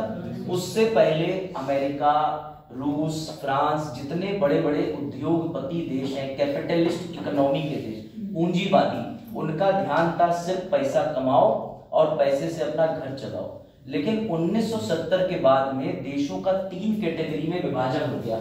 जैसे इंडिया हमारा किसमें है, पता है ना। उसके बाद ये कौन से हैं? विकसित। इसमें तो मुझे कुछ कहने की जरूरत नहीं, आप जानते हैं जितने भी बड़े देश हैं। अच्छा, आपको जान के ताज्जुब होगा कि चाइना ना इसमें आता है ना इसमें आता है, चाइना इसमें आता है। ये बड़ा कमाल की बात है। और इसमें आने के पीछे भी चाइना का बहुत अच्छा लॉजिक था। चाइना अमेरिका से सब्सिडी उठाता था, इंडिया भी लेता था, ट्रेड पर सब्सिडी। अगर आप कभी इको पढ़ोगे तो आपको पता चलेगा। लेकिन हाल ही में अमेरिका ने चाइना को और हमें इस बारी डेवलपिंग की कैटेगरी से उस सब्सिडी के रूप में हटा दिया। ये भी एक चौंकने वाली बात सर, फिर इसका है। सब्सिडी मतलब सब्सिडी का मतलब ये है उसके लिए आपको ई को आनी चाहिए, वो आपको आती नहीं है, तो आप एनवायरनमेंट सीख रहे हैं। चलो अब आ जाओ, तो समझो डेवलपिंग मतलब छूट प्राप्त करता है। हाँ समझ गए। अब आ जाओ डेवलपिंग मतलब समझ लीजिए, जो विकास की ओर अग्रसर है, ये आ गए विकसित देश, और ये अंडर डेवलप्ड, मतलब इससे और इससे बीच में भी कह सकते हैं। तो इन देशों के तुम जरा दृष्टिकोण से अगर पर्यावरण को पढ़ो तो मुझे ये बताओ जावेद दिमाग लगा के कि पर्यावरण में विकास के सबसे ज्यादा अवसर अभी किसके समक्ष आने बाकी हैं, बताओ। इसके और इसके, लेकिन सबसे ज्यादा पर्यावरण पर, सुन लो, सबसे ज्यादा पर्यावरण पर प्रभाव कौन डाल रहा होगा? अमेरिका का कार्बन उत्सर्जन, चाइना का कार्बन उत्सर्जन, इन दोनों देशों का बहुत ज्यादा है। अब अमेरिका तो डेवलप्ड है और चाइना खुद को डेवलप्ड बोलना नहीं चाहता, वो अलग की बात है। तो कहने का मतलब समझो, 1970 के बाद से 3 दृष्टिकोण निकल के आए। पहला ये कि कौन सा देश जो है वो विकसित है, कौन सा विकासशील है, और कौन सा भैया ना विकासशील है ना विकसित है, अंडर डेवलप्ड है। समझ गए? विकास से और नीचे की कैटेगरी में। तो इन देशों के दृष्टिकोण से पर्यावरण को देखा गया। इसी वजह से, ठीक इसी वजह से सारे देश एकत्रित हुए और उन्होंने 1972 में स्टॉकहोम सम्मेलन कर दिया और वहां बैठ करके एक कहानी छपी कि देखो हमें पर्यावरण की बहुत चिंता है। और ताज्जुब की बात देखो, जिन 2 देशों के मध्य में शीतकालीन युद्ध चला, यूएसएसआर और यूएसए, वो पहली बार स्टॉकहोम सम्मेलन में एक साथ बैठ के मित्रता कर रहे हैं। बड़ी कमाल की बात है कि जिन 2 देशों के मध्य में आज भी युद्ध है, कभी देखा होगा इंडिया रशिया की साइड, आ जाओ बैठ जाओ, कभी देखा होगा कि इंडिया रशिया की साइड चला जाए या अमेरिका की साइड चला जाए, ये विवाद चलता है। इन दोनों देशों की कभी आपस में नहीं बनती, क्योंकि अमेरिका और रशिया की, लेकिन ये दोनों भी स्टॉकहोम सम्मेलन में एक साथ बैठे थे। कोई डाउट? ये बात आई समझ में? सर 2024 आ गया, क्या इस समय पे भी पर्यावरण पे कोई खतरा है? तो लो मैं तुम्हें मिलवाता हूं पर्यावरण के एक और बड़े खतरे से। इसे कहते हैं भूखा पत्थर। ये देखो भूखा पत्थर। सर ये भूखा पत्थर क्या है? तुम्हें इस भूखे पत्थर पे कुछ शब्द दिख रहे हो, अगर थोड़े बहुत दिख पा रहे हो तो मैं जूम कर दे रहा हूं। ये लो, अब देखे बेटा, ये जगह है चेक गणराज्य। ये बेसिन में एल्वे नदी पर भूख पत्थर निकल आया और इसमें पता है क्या लिखा हुआ है? इन शिलालेखों पे लिखा हुआ है कि अगर तुम्हें मैं दिखूं तो तुम रो। अरे सर ऐसी कह रहा नहीं, इसी पे लिखा है देखो, जिस पर वेन डू मिच सिहार, इसका मतलब है यदि आप मुझे देखते हैं तो रो। क्योंकि ये पत्थर 2022 में दिखना जब शुरू हुआ इस जगह पर, तो इस पत्थर के दिखने से पता है क्या मतलब है कि उस समय के लोगों ने ये पत्थर लिख करके इतने गहरे पानी में डाल दिया था, तब पानी का स्तर बहुत ऊंचा था। लेकिन मानव गतिविधियों की वजह से पानी का वाटर लेवल नीचे नीचे नीचे नीचे नीचे आता गया। तो ये पत्थर इस बात का संकेत है कि हमने पर्यावरण को क्या से क्या कर दिया। मेरी बात समझना, इसको कहा जाता है, कोई पता नहीं यूपीएससी इस पे सवाल करते हैं। ये देखो इस चीज को, इतनी गंभीर है समस्या, या सूखा इतना गंभीर है कि यूरोपीय नदियों में पानी का स्तर इतना कम हो गया है कि द्वितीय विश्व युद्ध के डूबे हुए सेकेंड वर्ल्ड वॉर 1938 से शुरू होकर 1945 तक, ठीक है, जहाजों और यहाँ तक कि एक प्राचीन रोमन पुल का मलबा भी दिखाई देने लगा है। तुम जरा सोच के देखो कि तुम अभी बाहर गए और तुम्हें पता है कि आज टनकपुर के पास में एक नदी बहती है, ठीक है, शारदा नहर बहती है, शारदा नदी, और आज तुमको एक पत्थर लिख करके तुम्हारा शहर पीलीभीत बड़ा सा डालते कि आने आगे वाली जो पीढ़ियां हैं, अगर उनको ये पत्थर दिख गया कि इतना ऊंचे स्तर का पानी है, नीचे नीचे चला जाए। और आज तो 2024 चल रहा है, 2035 में जाकर के तुम्हारे भाई पोते ही होंगे, है ना, तो तुम्हारे पोते देखें अरे दादाजी पत्थर डाल गए थे दिख रहा है, तो इसका मतलब दुख और संकट की बात है कि नहीं? तो ये हमने पर्यावरण की स्थिति कर दी। तो पर्यावरण का सिंपल लॉजिक है कि अगर तुम उस पर ध्यान नहीं दोगे तो वो अटेंशन का बहुत भूखा है। एग्जाम्पल एक और जगह जहां पे आपको पता है 4 धाम में त्रासदी हुई थी, वो भी क्या है, प्रकृति ने खुद को बैलेंस किया था। तो बैलेंस की तो बात छोड़ दो, प्रकृति से जब आप खिलवाड़ करोगे तो प्रकृति आपसे खिलवाड़ कर देगी, ये ध्यान रखना। ये पत्थर इस तरीके, अब सोचिए उस जमाने में रोमन भाषाओं में इन पे लिख लिख के डाला था, ये दिखने लगे। तब भी यूरोप कह रहा है कि हम अपने कामों को थोड़ा बहुत फेरबदल कर देंगे लेकिन रोकेंगे नहीं, क्योंकि अब हम इतनी तेज 5G 6G पे चल गए हैं कि हम पीछे नहीं जा सकते, तो मरो और क्या कर सकते हैं। तो याद रखना भूखा पत्थर क्या है, तो भैया ये अशुभ संकेत देता है जब पत्थर भी भूखा हो जाए। तो ये याद रखना इंसिडेंट, ये न्यूज़पेपर से लिया गया था, ठीक है बजा। अब देखो आगे तुम्हारे लिए और इंटरेस्टिंग तथ्य है, तुम्हें और पता चलेगा। कोई बता सकता है, अब क्या आप तो देख ही लिया, भारत में पर्यावरण का पिता किसे कहा जाता है? भारत में, बताओ। बड़ा इंटरेस्टिंग सवाल है, कभी सोचा ही नहीं। इतिहास में सर हमें पता है हीरोडोटस, बायोलॉजी में अरस्तु, पॉलिटी में आप, मतलब आप दूसरे ठीक है, लेकिन बताओ एनवायरमेंट में, एनवायरमेंट का पिता, ये सब मैं तुम्हें वो फैक्ट बता रहा हूं जिससे तुम्हारी इसे नहीं। MS स्वामीनाथन तो बेचारे गुजर गए, उनको कहा जाता था हरित क्रांति। बिना मोबाइल सर्च मारे बताओ, नहीं बता पाओगे। मैं तुम्हें एक इंपॉर्टेंट तथ्य बताता हूं, उस व्यक्ति ने इंदिरा गांधी जी के लिए स्टॉकहोम में उनका पेपर लिख के दिया था, जिसको पढ़ के इंदिरा गांधी जी ने बोला था। तो ऐसे व्यक्ति के बारे में हमें जानना चाहिए। इनका नाम है बेटा, इनका नाम है प्रोफेसर रामदेव मिश्र। कहाँ है सर? चले वैल्यू की रेट, ठीक है, ये लिखा है इनके बारे में, सारी चीजें लिखी, ये पढ़ो। रामदेव मिश्र ने प्रधानमंत्री इंदिरा गांधी का संयुक्त राष्ट्र के मंच पर दिया गया भाषण और भारत द्वारा पेपर भी तैयार किया। ये PhD करे हुए थे उस टाइम में। इन्होंने BHU के अंदर एनवायरमेंट का पूरा, आप कह सकते हो कि बॉटनी का डिपार्टमेंट चलवाने के पीछे ही इनका नाम था। इतने जबरदस्त व्यक्ति थे, है ना। तो ऐसे व्यक्तियों के बारे में जानकारी बुक्स में नहीं होती, लेकिन मेरा मानना है कि थोड़ी बहुत इंफॉर्मेशन तो विषय के विशेषज्ञ की भी होना चाहिए। 15 साल पुरानी फैकल्टी। चलो, अच्छा विवाद भी है, कुछ लोग कहते हैं कि पर्यावरण वैज्ञानिक के गुरु जो है जाम्बोजी भी थे, जाम्बोजी को भी श्रेय दिया जाता है, लेकिन ऐसे कुछ प्रमाण नहीं मिलते। लेकिन इनके बारे में कहां से ये पढ़े हैं, क्या पढ़े हैं, कई जगह मैंने आर्टिकल चेक करे तो इनके बारे में प्रमाण मिलते हैं। सर दिखाई देते, मतलब स्थायी देते थे, तो देखो, ठीक है। तो रामदेव मिश्रा, सर जाती बात मैं क्या करूं, मैंने तो ठीक है। चलिए, तो Ramdev Mishra was an Indian botanist and specialist in ecology. इन्होंने रिसर्च करी थी और अपने रिसर्च के चलते ये यूरोप, इजिप्ट, सीलोन सब जगहों पर गए थे। इन्होंने PhD की डिग्री कब ले ली थी? 1947। और ये तमाम डिपार्टमेंट और इनके वर्क हैं जिस क्षेत्र में इन्होंने अपना योगदान दिया, ये याद रखना, ठीक है। तो रामदेव मिश्रा, अब तुम ऐसे याद रख सकते हो कि भैया रामदेव की मिर्च आती है, तो मिर्च खाने से युवा लाइफ बस हो गया काम। नाम आपको याद रखते हैं? हमें याद रखोगे? नहीं, हमारा अभी इतना बड़ा योगदान नहीं, हम तो इनके नील के बराबर भी नहीं। नहीं, आपके नाम क्या है? ना हमारा तुम मत याद रखोगे, हम चाह रहे हैं आर्टिकल 21 खत्म करो, तुम right to be forwarded professor Ramdev Mishra. चलो, अच्छा अब मैं एक और लेवल ऊपर ले गया। फिर मैंने ये सर्च करा कि जरा ये बताओ विश्व में पर्यावरण के जनक कौन होंगे। अभी तो तुम ऐसे थोड़ी छोड़ूंगा मैं, एक्सट्रीम लेवल तक लेके जाऊंगा, बात समझे। अभी हमने जो चीजें कवर करें समझ लो, पर्यावरण का अध्ययन क्यों करना चाहिए। पेपर पे डिस्कशन जो बच्चे सुबह जल्दी आए थे उनके साथ हो गया, फिर से समझिएगा। 1970 में देशों के अंदर 3 विभाजन हो गया। देशों के वर्गीकरण से, देशों के नजरिए के हिसाब से पर्यावरण को देखा गया। भूखा पत्थर कहाँ पाए गए, सब पढ़ लिया। अब बिना किसी बात के बताओ विश्व में पर्यावरण के जनक कौन बोले जाते हैं, बताओ। ये तो थे इंडियन, विश्व के बताओ। देखें तुम्हारा पर्यावरण का ज्ञान तुम्हारी पुस्तकों में नहीं दिया होगा। कौन बोले जाते हैं? Sir Alexander. चलो बिल्कुल सही बात, एलेक्जेंडर वॉन, ये रहे भैया हम्बोल्ट को पारिस्थितिकी का जनक माना जाता है विश्व में। और मॉडर्न पर्यावरण विज्ञान को समझने एवं पढ़ने में इनका बहुत बड़ा सहयोग है। मैंने तुम्हें ये रट्टे वाले क्वेश्चन बताए हैं PCS एग्जामों के लिए, स्पष्ट तौर पे सुन लो, ठीक है। क्योंकि नाम PCS के पेपर में तो पूछ लेगा, लेकिन UPSC में अभी तक ऐसे नाम वाम नहीं पूछता है।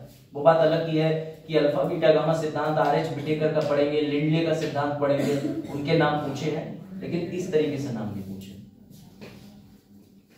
ये चीज आई समझ में? एलेक्जेंडर बॉन हम्बोल्ट। लेकिन सर एलेक्जेंडर बॉन हम्बोल्ट की भी शक्ल दिखा देते, इसका भेज देते, लो तो भैया 14 सितंबर 1769 को जन्मे। क्योंकि तुम्हें पता ही है विश्व में इनको पिता इसलिए कहा जाता है, एक तो पहले पैदा हुए, ऊपर से भैया रामदेव मिश्र जी से पहले काम कर चुके हैं पर्यावरण पे। लेकिन इनके बारे में एक चीज बढ़िया, ये राजघराने से ताल्लुकात रखते थे। इन्होंने आर्मी में अपनी सर्विसेज दी थी और उसके बाद ही ये भी बहुत बड़े बॉटनिस्ट थे। इन्होंने भी पर्यावरण पे बहुत महत्वपूर्ण काम करे। 42 साल में ये रिटायर होने के बाद अपने पद से और भी कल्याणकारी काम करते रहे। कुल मिला के सरकारी सेवाओं में बने रहे और भी तुम्हें इनके बारे में डिटेल जानना है तो उन्होंने एक विधवा से शादी करी जिसके एक पुत्र पहले से था, बाकी 3 बच्चे इनके और हुए। ये लो नाम ये रहेंगे, मुझे पता था बजा Alexander married Maria Elizabeth Colombo and a widow of Baron Holloway। जहां तक आप जाएंगे हम लेके जाएंगे, फिर एक समय पे हाथ छोड़ देंगे 26 मई को। चलो बढ़े आगे। तो समझ गए सर ये कौन है? ये भी हाल फिलहाल के हैं, तो इनका नाम भी समझ लो।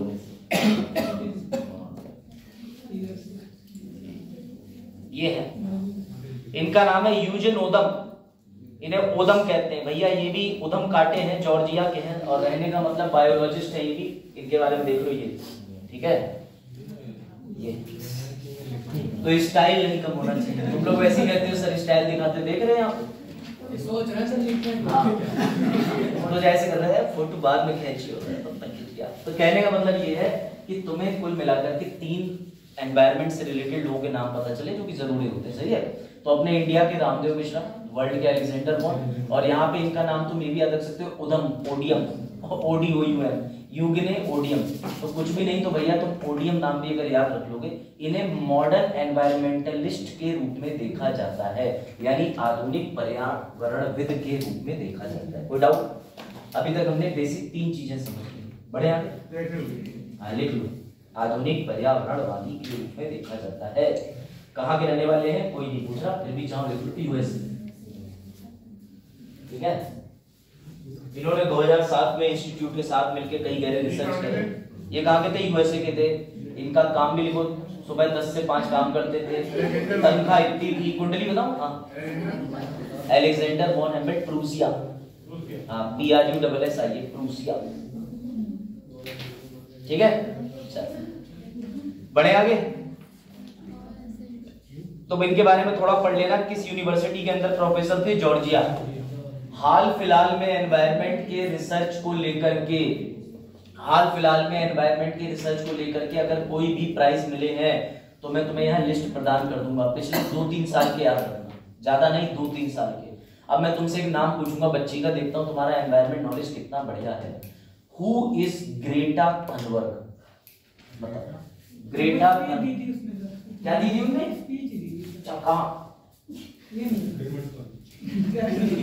स्पीच दी थी। मैं बता रहा हूँ तुम्हें एनवायरनमेंट ऐसी गिरेगा, वो नाम दे देगा ओडियम ओडियम, तब भी तुम कहोगे अरे सर सर सुना था सोडियम सोडियम केरोसिन करते लूसेंट था। बताओ ग्रेटा थनबर्ग के बारे में भूल मत जाना। ये वही स्वीडन नॉर्वे की छोटी सी बच्ची थी जिसने आज से 3-4 साल पहले वहां की संसद के बाहर जाके प्रोटेस्ट करा था कि तुम सब पर्यावरण खत्म कर रहे हो, हमारे लिए क्या बचा। तो उसे एक्स्ट्रा नोबेल पीस प्राइज मिला था, ये ध्यान रखना, वर्ष 2022 में। छोटी बच्ची बड़ा काम, क्योंकि सबसे पहले अम्लीय वर्षा एसिड रेन कहाँ हुआ था? तो भैया स्वीडन में हुई थी। तो जब लाल रंग की वर्षा हुई तो उसे चिंता हुई। अब खैर उसके समय पे तो वर्षा नहीं हुई, लेकिन जब किस्से कहानियों में उसने सुना कि पहले इतने बड़े वृक्ष होते थे, ऐसा होता था, बच्चों को कहानी सुनाई जाती है, तो उसे लगा कि हमारा अभी का पर्यावरण ही बच जाए। तो उसका नाम जब भी डाल देना, सतत विकास की बात करो, सस्टेनेबल डेवलपमेंट की, समझ गए? तो ग्रेटा थनबर्ग याद रहेंगी। हे भगवान। चलो अब बढ़ते हैं आगे। चलो, तो एक दिन चरण बोले सर पर्यावरण पढ़ने में मजा नहीं आ रहा। मैंने कहा क्यों? बोले सर 1857 की क्रांति हुई थी, कहाँ हुई थी? तो मैंने कहा भैया 1857 की वैसे क्रांति कहाँ हुई थी? अभी रुक जाओ, मजा आएगा। हाँ, 1857 का रिवॉल्ट किस शहर में हुआ था? क्यों हुआ था? फांसी कहाँ हुई थी? फांसी मेरठ में। हे भगवान। पश्चिम बंगाल बैरकपुर 34वीं infant battalion, soldier number 36 P53 Royal Enfield जो है क्या कहते हैं वो थी उनकी गन, ठीक है, उसमें गोली लगती थी। ये तो थे तत्कालिक कारण। झांसर को फोन पे लाया जाए? अरे मजाक कर रहा हूँ, लेकिन ये याद रखना जो घटना चक्र थी, कौन कह रहा, तो जो घटना चक्र है उसमें दिया हुआ है, याद रखना, कंफ्यूज मत होना।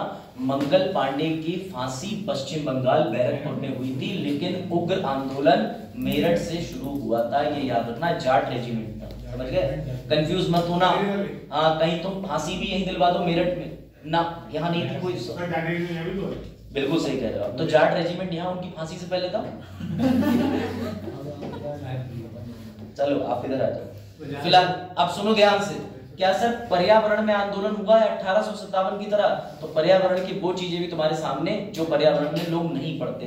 हाँ सर पर्यावरण में एक आंदोलन नहीं हुआ, नर्मदा बचाओ, चिपको आंदोलन, हाँ वो तो तुम भूल ही नहीं सकते, उससे नाम एक काम अनेक हो रहे हैं तुम्हारे।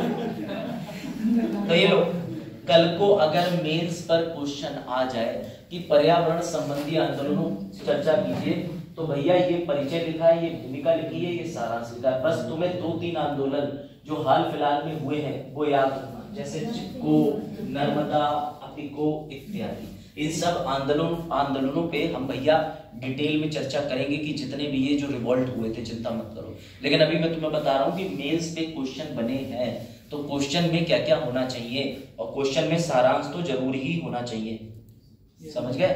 सारांश आगे की रहा, निष्कर्ष, ठीक है। अब तुम नीचे धन्यवाद मत लिखाना, लाइनें खींच के काट देगा वो एग्जामिनर।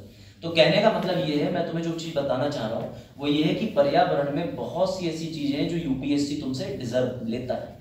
तो ये कुछ टॉपिक्स थे। खैर अब आगे बढ़ते हैं, और अब फाइनली हम एंटर करते हैं कुछ भी या सब कुछ। तो तुमने वो गाना सुना है, तू जो नहीं है कुछ भी नहीं है, सुना है? मुझे अब तबाह कर जाए, सुना नहीं दे, गाना बता रहा हूँ, कव्वाली नहीं चल रही यहाँ। तो पर्यावरण भी उसी गाने की तरह याद रखो, तू जो नहीं है तो कुछ भी नहीं है। क्यों? क्योंकि एनीथिंग और एवरीथिंग इज एनवायरनमेंट। कोई डाउट? सर कैसे? हमें विश्वास नहीं हो रहा, तो अब मैं तुम्हें विश्वास दिलाता हूं। जैसे करण पूरनपुर से चले, तो पूरनपुर से तुमने मैजिक वाले को देखा होगा, उसने आवाज लगाई होगी, तुमने 4 उन्नी को देखा होगा। ये उन्नी जो बाद में समझ आएगा तुम्हें, तुम नए हो। फिर तुम मैजिक पे बैठे होगे, उसके बाद मैजिक पे बैठने के बाद सबसे पहले तुमने पैसे गिने होंगे, है भी कि नहीं उतार दे, है ना। उसके बाद तुमने पैसे देखे, पैसे के बाद तुम पूरनपुर से जंगल देखते हुए आए। अब जंगल में तुम्हारी किस्मत अच्छी थी, तुम्हें शेर नहीं दिखा, सिर्फ बंदर ही दिखे होंगे। तो इस तरीके की चीजें देखते हुए तुम आए हो। लेकिन ये बताओ, ये सारी चीजें तुमने कहाँ देखी? तो सर हमारे आसपास में। तो भैया पर्यावरण का मतलब कुछ भी, अर्नब गोस्वामी वाला वही कुछ भी। तो अगर तुम्हारे आसपास कुछ भी है या सब कुछ है तो वो पर्यावरण कहलाता है। सर कुछ भी मतलब बाजार तुम्हारा नाम आएगा, इंसान, सूक्ष्म जीव, हवा, पानी, कुर्सी, वजाहत, दरवाजा, कसूर, मोबाइल, ये सब पर्यावरण। याद रखना, सब पर्यावरण। ऐसा कुछ भी नहीं है। कुछ जीवित है तो भैया कुछ आजीवित है। तो जीवित को शुद्ध भाषा में कह देते हैं जैविक इकाई, और उसे कह देते हैं जो जीवित नहीं है अजैविक इकाई। बात आई समझ में? अब जरा अपना आईक्यू लगा के मुझे बताओ कि हवा और पानी जीवित है कि आजीवित है? हाँ, बिल्कुल किसी के दिमाग में ये नहीं आना चाहिए कि जल ही जीवन है। वो कह रहा है जल ही जीवन मतलब तुम पी के जिंदा रहो, लेकिन जल में ही जीवन है ये नहीं कह रहा है। हाँ चरण अभी बताएंगे अब घटक। जल हवा मृदा जीवित नहीं है, जल हवा मृदा जीवित नहीं है, जल हवा मृदा जीवित नहीं। सर उसके अलावा जीवित कौन है? पशु, मानव, पेड़। समझ गए? पशु, मानव, पेड़, ये पता है ना। तो तुम अपने आसपास 2 प्रकार की चीजों से घिरे हो, या तो जो जीवित है जिसे कहते हैं बायोटिक, जिसमें लाइफ है, बायो है, जीवन है, या फिर ऐसी चीज से घिरे हो जिसमें अजैविक, जिसमें जीवन नहीं। तो जैविक का बिलो, अजैविक, अबायोटिक फैक्टर। समझ आया? लेकिन अभी तुम्हें और इंटरेस्टिंग चीज पे ले जाना है। पहले ये देख लो क्या है पर्यावरण। इंसान, इंसान के आसपास की प्रकृति। सर पुल, हाँ हमारा पर्यावरण। सर रोड, सर इंडस्ट्री, ये भी हमारा पर्यावरण। अब कोई व्यक्ति अगर मून पे जाएगा और वो जाकर के किसी बड़ी सैटेलाइट या स्पेस स्टेशन के अंदर भ्रमण कर रहा है, घूम रहा है, वही है, तो उसका एटमॉस्फेयर क्या तुम कह दोगे फैक्ट्री है? नहीं, उसका भैया एटमॉस्फेयर क्या होगा? वो स्पेस स्टेशन के अंदर की चीज है। तो एटमॉस्फेयर कोई ऐसा टेक्निकल वर्ड नहीं है। इस क्लास का एटमॉस्फेयर क्या है? तो तुम कह सकते हो सर 4 दीवारें हैं, लाइट है ना, पोस्टर लगे हुए हैं, वजाहत बैठे हैं। सबसे बड़ी बात तो ये क्या हो गया? हमारा एनवायरनमेंट। सर हम नहीं मान रहे, मेरी मत मानो, मैं तुम्हें पीसीएस तक जोड़ दे रहा हूं, जरा इसे पढ़ो। ये देख रहा है कि नहीं? पढ़ पढ़ पढ़ पढ़ पढ़।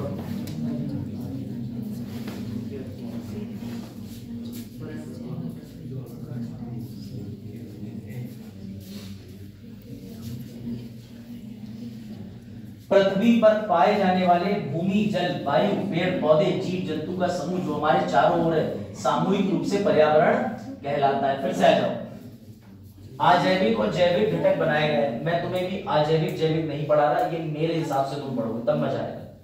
अंतःक्रिया करते हैं, अभी इस वर्ड को भूल जाओ, इसे मैं बस इतना बता दे रहा हूं। अंतःक्रिया की जो हवा है वो जीवित नहीं है, तुम जीवित हो, लेकिन हवा को तुम क्या करते हो, ऑक्सीजन लेते हो, कार्बन डाइऑक्साइड छोड़ते हो। इसे इंग्लिश में इंटरेक्शन कहते हैं, हिंदी में अंतःक्रिया कहते हैं। ठीक है, अब आगे समझना। एक अधिनियम है, पर्यावरण अधिनियम 1986, इसके अनुसार जो डेफिनेशन है वो पढ़ लो। पर्यावरण किसी जीव के चारों तरफ घिरे भौतिक एवं जैविक दशाओं, उनके साथ अंतःक्रिया को सम्मिलित करता है। ये बात आगे समझ में, अभी मजा आ रहा है। अभी देखना तुम्हारा मोतियाबिंद दूर करूंगा। लो एक और मोतियाबिंद वाली चीज देख लो जरा, इसको ध्यान से पढ़ना, सोते हुए दिखे तो तुम्हारा अगला प्रश्न छूट जाएगा। पर्यावरण एक अविभाज्य समष्टि है, ऐसे बड़े वर्डों पे ध्यान ही मत दो, जो हाईलाइट है वो याद करो। पर्यावरण को 3 तरीके से वर्गीकृत कर दिया गया है। किस तरीके से? भौतिक, सर जिसे हम छू सकते हैं, जल, सर वायु हम छू नहीं रहे लेकिन वायु को क्या है, महसूस कर रहे हैं, तो भैया ये अजैविक भी बोल सकते हो क्योंकि ये जीवित नहीं है। जैविक मतलब जो जीवित है, जंतु, सूक्ष्म जीव, पादप। ठीक, उसके बाद है सांस्कृतिक, मानव निर्मित गतिविधियां। इसको सांस्कृतिक क्यों बोला जा रहा है? तो यहाँ तुम सांस्कृतिक महत्व या सांस्कृतिक का मतलब ट्रेडिशन पे मत चले जाओ। इन्होंने सीधी बात बताई है कि जो भी मानव द्वारा है हम उसे इस कैटेगरी में रखते हैं कि भैया उनका कल्चरल सिग्निफिकेंस है। सर क्यों?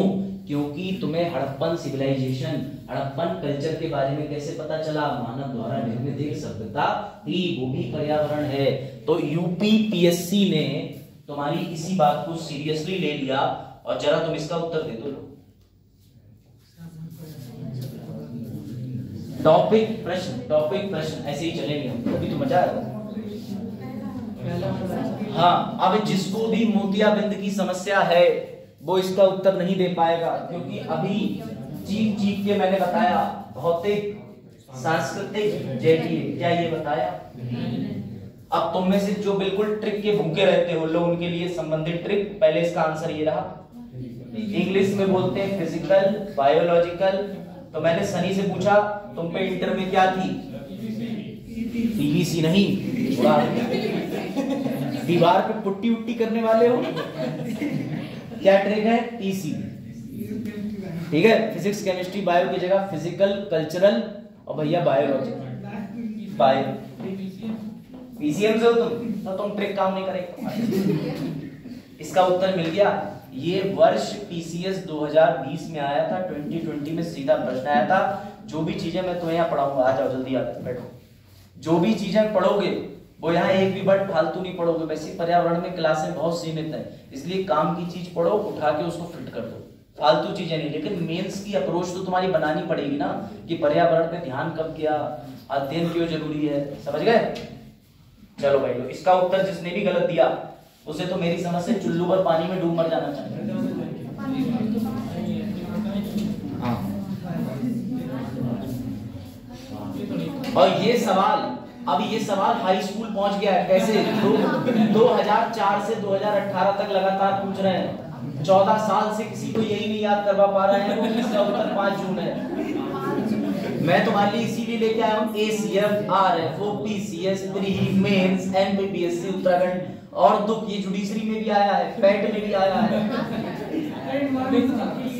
अरे बिल्कुल, लेकिन 5 जून का प्रश्न इतना पॉपुलर हो चुका है कि अब एनवायरनमेंट डे देख के तो अगर ऑप्शन ना दिए जाए तब भी तुम अलग से गोला बना होगे। हाँ, समझ आया? बचा। इसका उत्तर क्या है? 22 अप्रैल।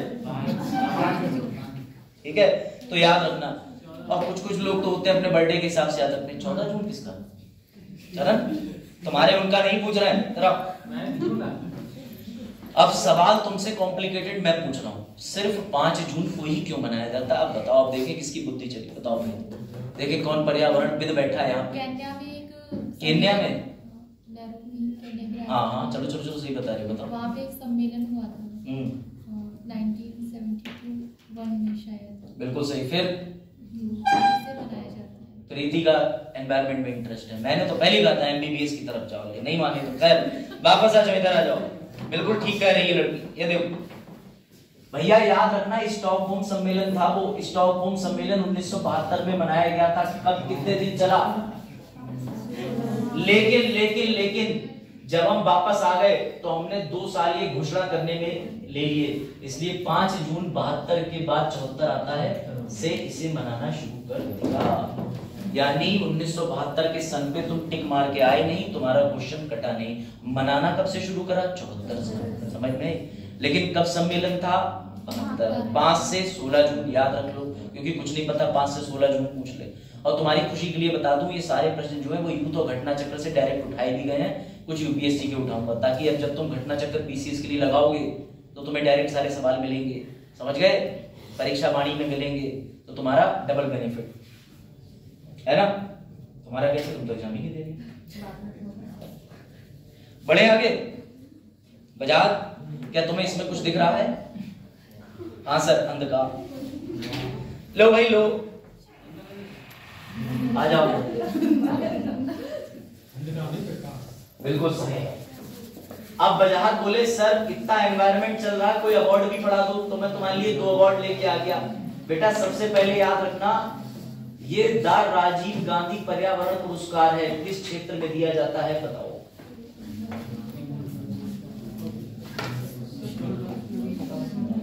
हाँ सर, हमने एनवायरनमेंट पढ़ लिया है, तो आंसर दो। मोबाइल वाला कुछ नहीं करते बाबू, बिहार में बाबू कॉमन है। कुछ नहीं, बाबू बोलते हैं बिहार में, वो अलग की है चरण का, बिहार यहाँ क्या कर रहा है?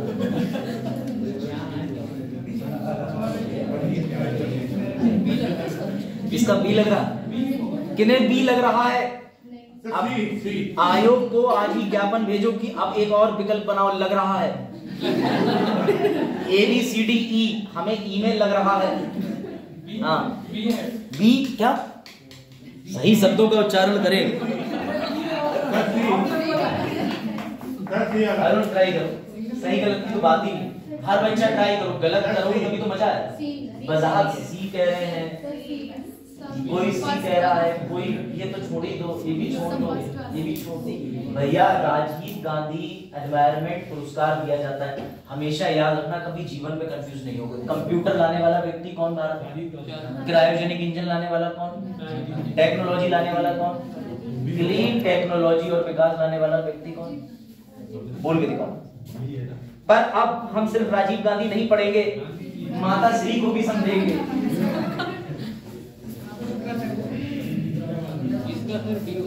पक्का पक्का, चलो बताओ भाई। जो पीसीएस के प्रश्न लगा चुके हैं, अब तो मेंस में ऑब्जेक्टिव नहीं आते, पहले मेंस ऑब्जेक्टिव भी होता था। नहीं करा, पापा ने किया। चलो हाँ, कितने लोग कह रहे हैं डी है? तो अच्छा बेटा याद रखना, सीधी सीधी बात यह है, पहली बात तो इससे पहले राजीव गांधी, हाँ बहुत बढ़िया, चलो इससे पहले राजीव गांधी पूछा था, अब इंदिरा गांधी है। ये ध्यान रखना, दोनों पुरस्कार में व्यक्ति अलग है, उद्देश्य अलग है। महिला बहुत ज्यादा सेंसिटिव होती है पर्यावरण के प्रति, तो इसका उत्तर है sensible contribution in the field of environment. बस इन्होंने अपना सेंसिबल, सर एस से स्टॉकहोम याद करो, चाहे सेंसिबल याद करो, चाहे पर्यावरण के क्षेत्र में सार्थक योगदान याद करो, लेकिन इसका उत्तर है ए। और ये सीधे प्रश्न लिया गया है जीसी से। जीसी मतलब समझ रहे हो, घटना चक्र। तो तुम्हारा घटना चक्र का ये प्रश्न तुम्हें दिख जाए तो महिलाओं के प्रति संवेदना, सेंसिबिलिटी दिखा देना, थोड़ा थोड़ा कनेक्शन बैठाता चल लो, भले गलत भी। चलो सर आज बिल्कुल ही सारे एमसीक्यू करा देंगे, हाँ सब है, आदि मसाला है। इसका उत्तर और, क्योंकि जब पीसीएस देना है तो पीसीएस सीखना तो पड़ेगा। बजा तुम इस पर खींच ले, मैं स्लाइड दे दूंगा, मत परेशान, फ्री दूंगा, फ्री। इसका उत्तर ज्यादातर बच्चे नहीं दे पाएंगे, अगर वो थोड़ा भी कनेक्शन बिठा पाए तो उत्तर दे पाएंगे, प्रयास करें। प्राकृतिक पर्यावरण स्वच्छ होता है, मानव क्रियाएं पर्यावरणीय प्रदूषण का कारण है। अच्छा पहला और नहीं ले उन क्लासी बच्चे नहीं मान रहा है, आयोग क्या मान रहा है? हाँ पहला डी है दूसरा ए। अच्छा इसका फाइनल उत्तर दो। अरुण क्या होगा? सपना ट्राई करो। ये बिल्कुल कोई मत सोचे कि हमें सही उत्तर आता होगा। अच्छा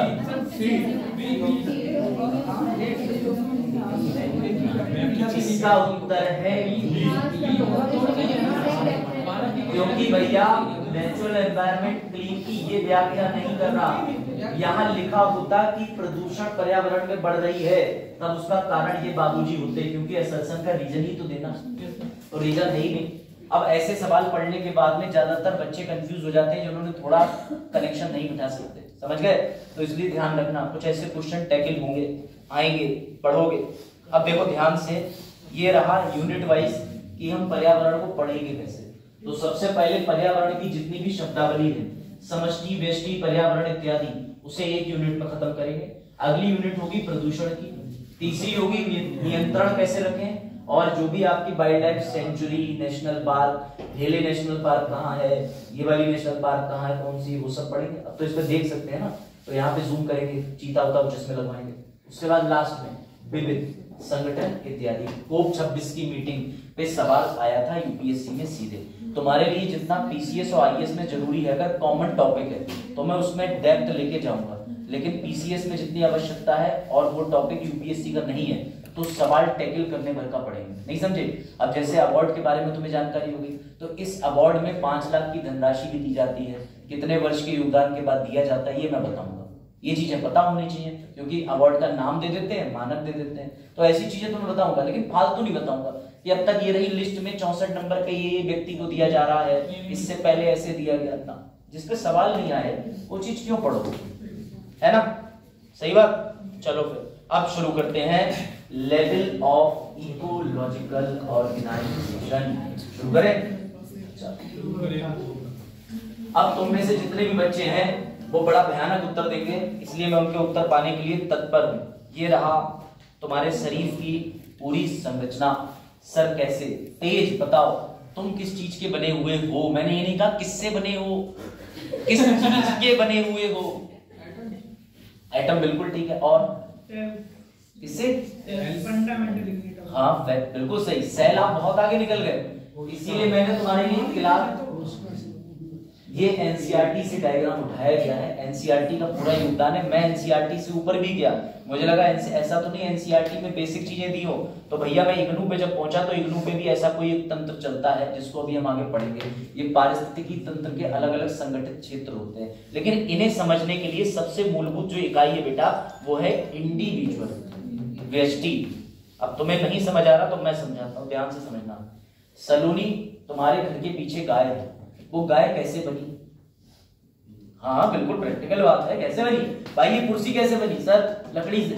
लकड़ी किससे बनी? सर कार्बन, हवा, पानी से। वो कहां से आया?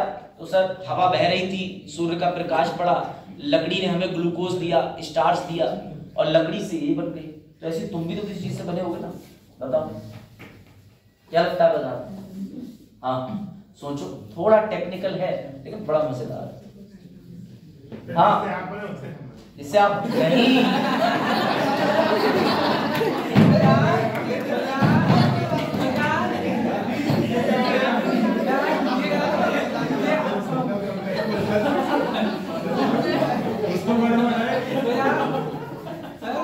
पापा क्या कर रहे थे?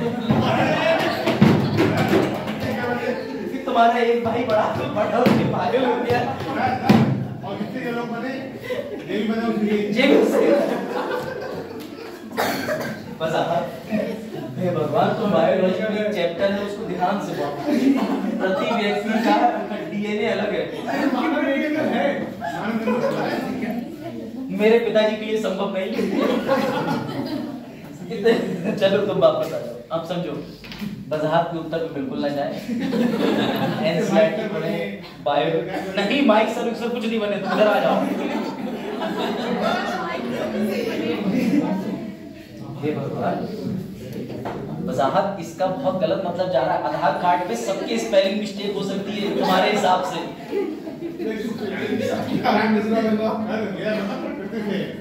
नहीं, अब मैं बिल्कुल सही सजीव समझ गया।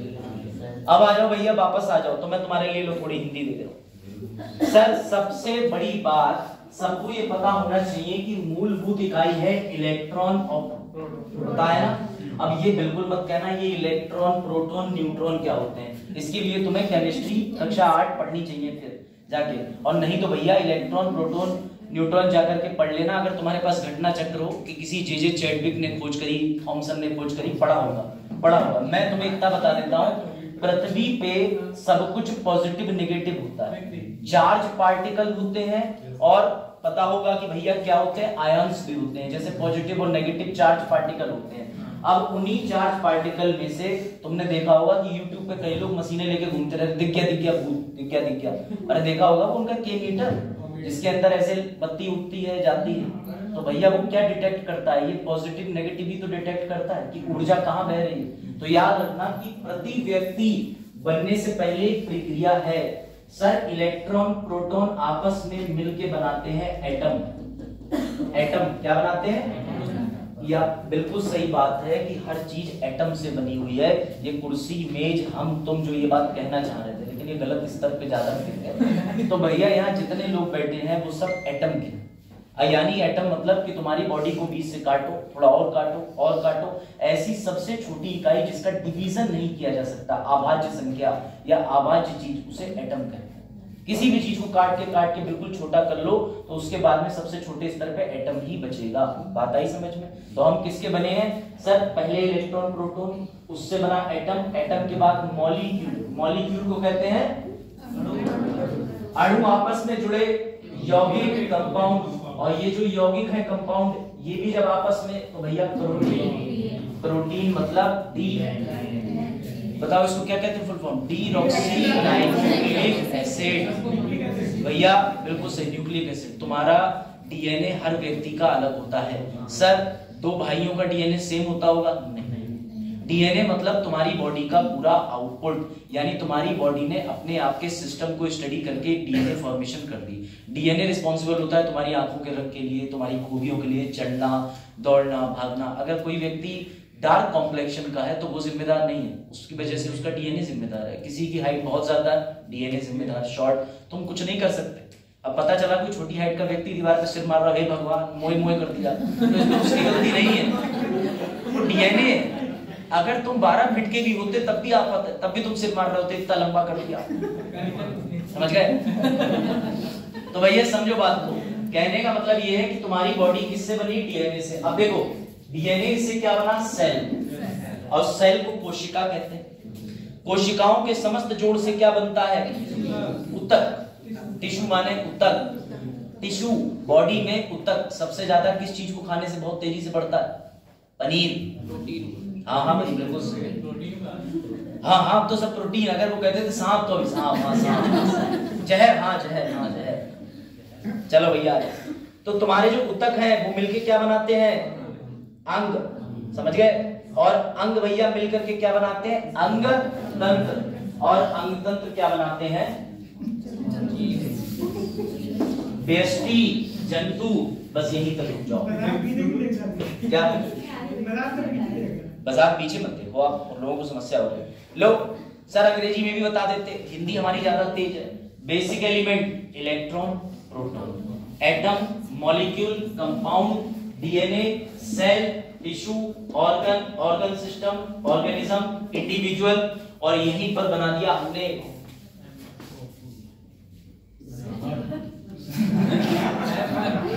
एक वजाहत बनने की प्रक्रिया। ये उल्टा यहाँ से शुरू हुई, तुम्हारे समय पे प्रक्रिया ही उल्टी चली है। तो देखो वजाहत में electron, proton, atom, molecule, compound, protein, cell, tissue, organ system, ये यहाँ तक है। ये बात आई समझ में? सर वजाहत ऐसे बने, लेकिन चूहा, बिल्ली, एक चूहा, एक कोई भी जीव जंतु जो होता है वो इस पूरी जटिल प्रक्रिया से ही बना हुआ होता है। इसके अलावा कोई भी इंडिविजुअल जिसे प्यार से बेस्टी कहते हैं बनना संभव नहीं है। सर आपने ये क्यों पढ़ाया? जिस दिन यूपीएससी का मन घूम गया और क्वेश्चन खत्म हो गए, वो तुम्हें ये लाइन से लिखेगा क्रम अनुसार कहीं से कहीं जोड़ देगा, मतलब कंपाउंड के बाद चला देगा कि compound, protein, cell, tissue, organ system, बताओ इनमें से कौन सा इस प्रक्रिया के अंदर नहीं आता, तो तुम्हें इसे रटना ही पड़ेगा और कोई इसका तरीका नहीं है। मेंस में अगर तुमसे इंडिविजुअल पे सवाल आ जाए सिंपल की बेस्टी क्या है, तो तुम ये बनाया है तो तुम्हारे पूरे मार्क्स आ जाएंगे। समझे बात को? हर चीज को पढ़ने के पीछे लॉजिक होता है। क्लियर हो गया? तो हम कैसे बने हैं? Electron, proton, atom, molecule, compound, protein, cell, tissue, organ system, organism. ठीक है, चलो भाई बताओ शुरू। हाँ भाई बता कैसे बने? न्यूट्रॉन आता ही नहीं, यूज ही नहीं उसका, सिर्फ इलेक्ट्रॉन प्रोटॉन का, तो न्यूट्रल ही होते हैं ना। अरे पता मुझे, पढ़िए मैंने ज्ञान अच्छे से। हाँ फटाफट बताओ, पूरी ड्रॉ नहीं करूंगा मैं, बस तुमसे वो रिलीज सुनना चाह रहा हूँ, फिर आगे बढ़ो। हाँ सबसे पहले प्लग क्या होगा? प्रोटॉन इलेक्ट्रॉन दोनों साथ में, उसके बाद क्या होगा? परमाणु, अणु, यौगिक, डीएनए, कोशिका, ऊतक के बाद अंग तंत्र, बेस्टी। फिर से बोलो भाई, proton electron, atom, molecule, compound, protein को डीएनए भी कहते हैं, उसके बाद आएगा cell, tissue, organ system, individual. Speed बढ़ाओ। Protein electron, atom, molecule, compound, protein, cell, tissue, organ system, individual. चलो तुम्हारे चक्कर मुझे रटना आप तो याद ही करोगे, आप तो 2000 ले लिया। चलो भाई आ जाओ, अब समझो बात से। वजाहत एक पूरी प्रक्रिया करके आ रहा है भैया, पूरी प्रोसेस, तो बने वजाहत M1। अब वजाहत को यहाँ नहीं लेंगे। अगर एक चूहे के पीछे संरचना की बात करो तो कनेक्शन दिख गया सर, चूहा 1, चूहा 2, चूहा 3, चूहा 4, ये सब समस्त चूहे हैं, लेकिन बहुत सारे चूहे हैं। अभी तक एक अच्छी बात 22 जनवरी आई। एक चूहा मतलब व्यक्ति, बा से अकेला भैया, व्यष्टि व्यक्तिगत भी कह सकते हो, इंडिविजुअल कह सकते हो, एक चूहा।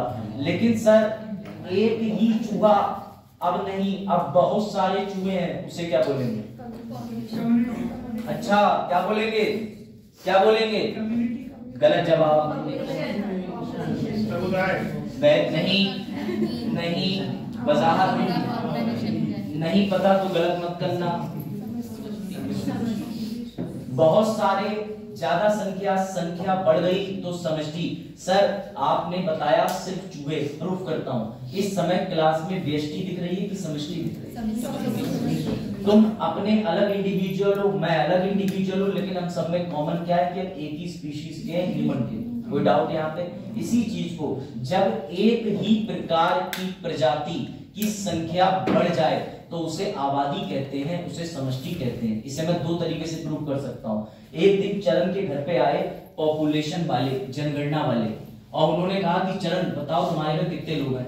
तो चरण ने कहा 6 हम और 7वीं हमारी गैया, 8वीं बकरी, 9वीं बत्तख। बोलेगा पागल हो गए? तो चरण बोले हाँ वो तो मैं अभी तो पढ़ के ही हो गया था।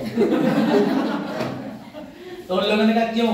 तो उन्होंने इस सवाल का जवाब ये दिया कि बेटा हम यहाँ पर समष्टि करने आए, यानी हम पॉपुलेशन का जब निकालते हैं जनगणना तो इंसान मतलब सिर्फ इंसान, एक स्पीशीज की ही पॉपुलेशन ली जाती है। तो बात आई समझ में? यानी तुम्हारे जैसे और कितने हैं ये गिना जाता है, उसे समष्टि कहते हैं, उसे पॉपुलेशन कहते हैं। अब फिर से बताओ, वजाहत ध्यान से। ये रहा माउस, ये रहे वजाहत, और ये रही बकरी। बताओ क्या ये पॉपुलेशन है? क्यों नहीं है? बताओ। सर प्रजाति बदल गई है ना, प्रजाति बदल गई सर। अगर यहाँ सिर्फ वजाहत होते, मिजान सर होते, जावेद होते, अभिषेक होते, तो फिर जो है वो क्या हो जाता? पॉपुलेशन। लेकिन जैसे ही वजाहत के बगल में बकरी आके बैठ गई तो वजाहत ने कह दिया मैं बकरी या तू, तो बकरी बोली मैं, वजाहत बोले अंतर तो है ना? तो भैया ये देखो, अब इसी चीज को जरा थोड़ा सा ध्यान से पढ़ लो एक बार डेफिनेशन, तुम्हें बेस्टी क्लियर हो जाएगी। पढ़ लो, हिंदी में तुम्हारे लिए लिखी हुई है और इंग्लिश में भी लिखी है, पढ़ लो। इंडिविजुअल बेस्टी क्या लिखा है? An individual is a living being. जो स्वतंत्र रूप से कार्य करने की क्षमता रखता है। ये बेसिक यूनिट है। हम स्तर पढ़ रहे हैं, स्तर कि हमारा जो पर्यावरण बनता है वो सबसे पहले पूरी पृथ्वी पे एक व्यक्ति आया होगा, उसने एक जैसे ने अपनी आबादी बनाई होगी, लेकिन उस एक व्यक्ति की आबादी बढ़ने से पृथ्वी काम नहीं चला, और भी प्रजाति चाहिए थी। तो आप कह सकते हो कि हम उस पूरे स्तर को समझने की कोशिश कर रहे हैं। ठीक है, ये चीज आई समझ में कि बेष्टि कौन होता है। अब सुनो ध्यान से, बेष्टि का उदाहरण ये रहा। ठीक है, चूहा मकड़ी खा रहा, पता नहीं कौन सी प्रजाति का है, नहीं तार के ऊपर स्पाइडर है, ये तार निकाल रखा है, बोले कॉपर वगैरह। तो चूहा तुम्हारे इंटरनेट में बाधा डाल रहा है, समझ रहे हो, मत चला रात 12 से सुबह तक। टीवी की कल केबल है, नहीं भाई की भाई बस आपने बोला है तो हो सकता। चलो भाई सर, व्यष्टि क्या होती है? व्यष्टि, अब मेरी बात समझना, तुम्हारे लिए अलग से समष्टि पॉपुलेशन की ये डेफिनेशन पढ़ लो। जनसंख्या एक ही प्रजाति के जीवों का एक समूह है। पॉपुलेशन, सर पॉपुलेशन सेंसस हो रहा है टाइगर का, तो उसमें बंदर की संख्या भी निकल के आएगी क्या? अरे गधों नहीं, क्यों नहीं आएगी निकल के? क्योंकि भैया किसका हो रहा है? टाइगर का। अगर तुमने बंदर गिन दिए तो वो पॉपुलेशन सेंसस कहाँ रह गया?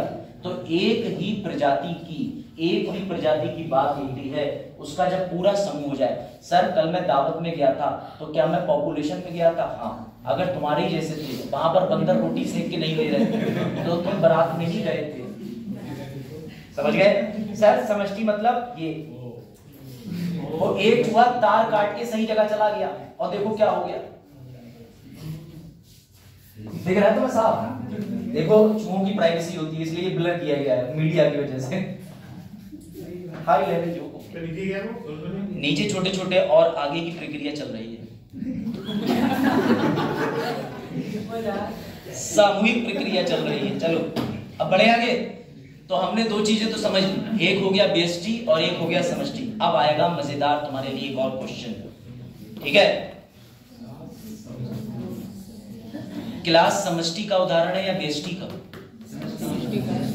हर एक व्यक्ति अपने आप में उदाहरण व्यष्टि का हो सकता है, क्योंकि तुम्हें बनाने के पीछे भैया प्रोटॉन इलेक्ट्रॉन पूरी इकाइयां चल रही हैं, और तुम हल्के से कहते हो हमने फोन नहीं उठाया, मैं मर जाऊंगी। मर जाओ। Proton electron atom molecule compound protein cell tissue organ system individual सब खराब करके जा रहे हो तुम, और फिर कह रहे हम मर जाए। अपराध तो है ही। इसीलिए धारा 306 309 आईपीसी जो पहले वाली थी, उसमें कहते थे कि तुमने खुद को मारने का प्रयत्न भी करा तो तुम्हें न्यायालय सजा देगा। मतलब तुम हाथ काट रहे थे, बच गए, अब पुलिस कहेगी आओ हम तुम्हें ढंग से ही बजाएं। चलो अब ये रहा प्रश्न, और इस प्रश्न का उत्तर देखें कौन देगा। व्यष्टि समष्टि समझ गए? सा से समष्टि, सा से समूह।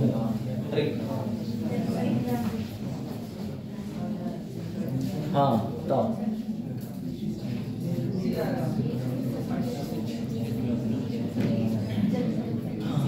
ये देखते हैं कौन उत्तर देता है। तो बढ़िया, ये उत्तराखंड में आया, इसे पढ़ के आ रहे हैं, मतलब बनते हैं लोग।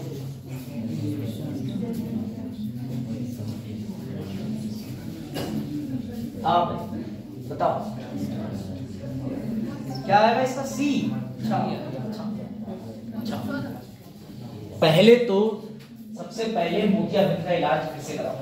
सर आपने अभी तक इसमें जो डेफिनेशन बोल के चीख के बताई, क्या ये डेफिनेशन उस प्रश्न में दिख रही है? तो एलिमिनेट करना तो सीख ही जाओ, पीसीएस तो एलिमिनेट कर ही लो, यूपीएससी छोड़ ही दो। इसमें पॉपुलेशन की जनसंख्या कहीं से कहीं तक नहीं बन रही। एक प्रजाति जब किसी जगह रहती है और उसको खाना पीना मिलेगा, तभी तो वो समूह में बदलेगी। इट्स लाइक तुम चले गए नॉर्थ पोल पे और जाकर के इतनी ठंड है कि तुम 10 मिनट भी बाहर नहीं रह पा रहे, तो तुम्हारी प्रजाति बढ़ेगी या तुम भी मर जाओगे? सर मर जाएंगे। तो जब किसी प्रजाति को पर्याप्त मात्रा में वातावरण से प्रकाश, धूप जो भी चाहिए, एल्शियम, कैल्शियम, प्रोटीन, खाना, हवा, सभी प्रकार की स्वस्थ चीजें उपलब्ध कराते हैं, तब जाकर के क्या बनती है? प्रजाति समूह में। लेकिन हर प्रजाति की क्षमता अलग अलग होती है। जैसे सर चूहा 14 दिन तक बिना पानी पिए रह सकता है, बताया ना आप लोगों को। चूहा काफी दिन तक बिना खाए भी रह सकता है, कॉकरोच बिना अपना सर के कम से कम 1 हफ्ते तक घूम सकता है, क्योंकि वो ट्रैकिया के जरिए शोषण करता है, उसकी नाक वाक से नहीं होता कि ऐसे लिया और ऐसे छोड़ दिया, बोले ना मेरी पीठ पे ही ऑक्सीजन आ रही है, बहुत है ट्रैकिया सिस्टम, समझे बात को। तो इसीलिए जितने भी जीव जंतु हैं उनके पास क्षमता होती है कि वो अपनी संख्या की सीमा को बढ़ा लें उस निश्चित क्षेत्र के हिसाब से, जिसे प्यार से कहते हैं वहन क्षमता। वहन क्षमता सर परिभाषा भी दिखा देते हैं, ये लो पढ़ो, हिंदी अंग्रेजी दोनों भाषाओं में उपलब्ध।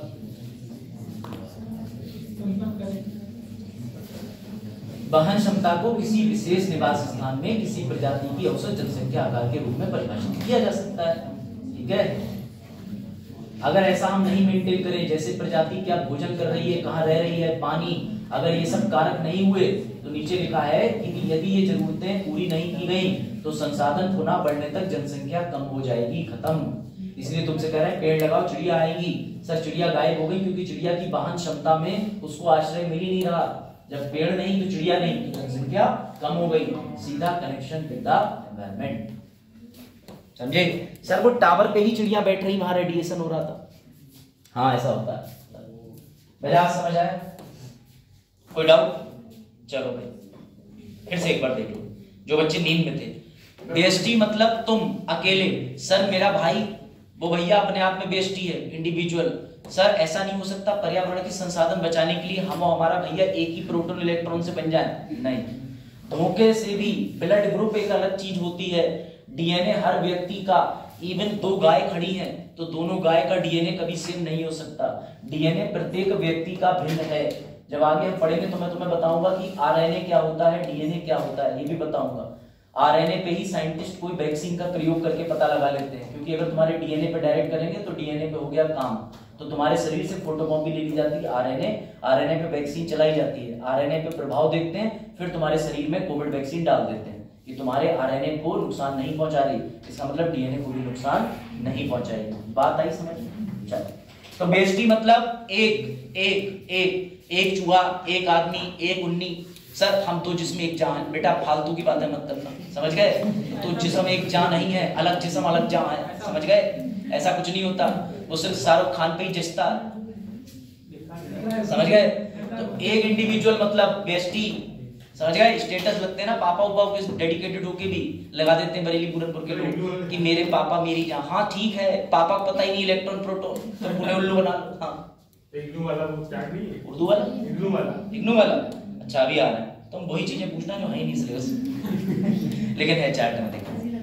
बेस्टी मतलब बेस्टी, सेंसस याद रखना। सर जनगणना हुई तो मेरे घर पे जो गाय थी वो कह रही थी मो, तब भी उन्होंने कहा ना ना ना तुम्हें नहीं गिनेंगे। बकरी बोली मैं नहीं गिनेंगे, क्यों? क्योंकि आबादी सिर्फ किसी एक स्पीशीज की होती है, इसलिए समष्टि माने समूह, सा से समष्टि, सा से समूह, खत्म बात। और ये समष्टि उमष्टि का सिद्धांत किसने दिया था, ये सब मैं तुम्हें बताऊंगा। बहुत सारे चूहे। सर क्लास समष्टि का उदाहरण है, हाँ। वहन क्षमता क्या होती है, कैरिंग कैपेसिटी पता चल गई।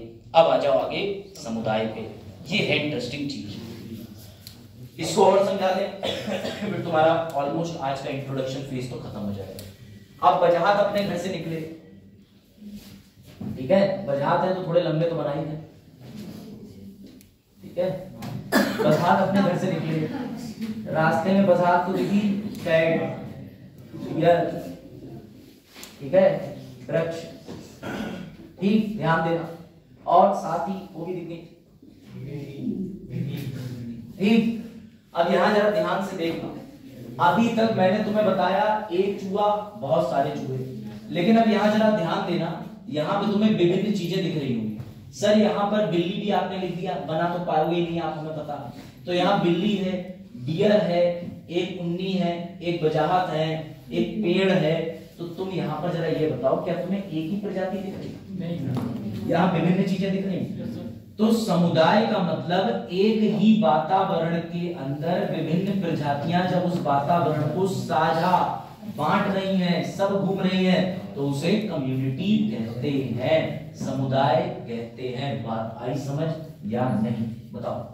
आप पहुंची घर पे तुरंत ही आपसे मम्मी ने कहा ये बकरी उधर बांध दो, कुत्ते को उधर रख दो और पापा को चाय बना के दे दो, तो वो पॉपुलेशन है कि कम्युनिटी है? Very good. क्या है वो?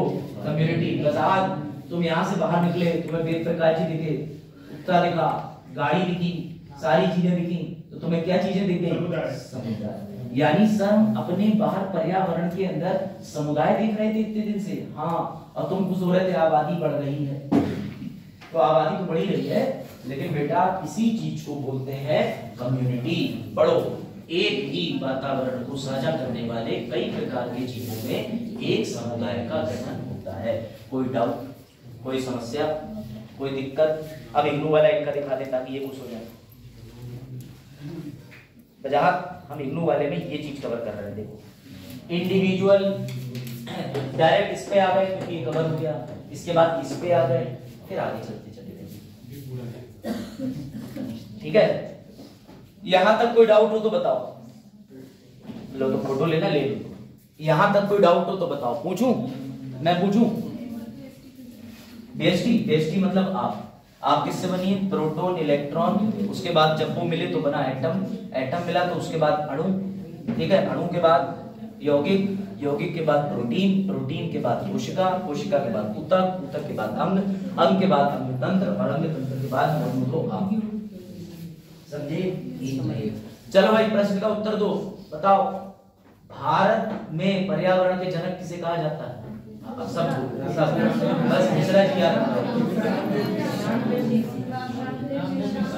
विश्व में पर्यावरण के जनक किसे कहा जाता है? विश्व में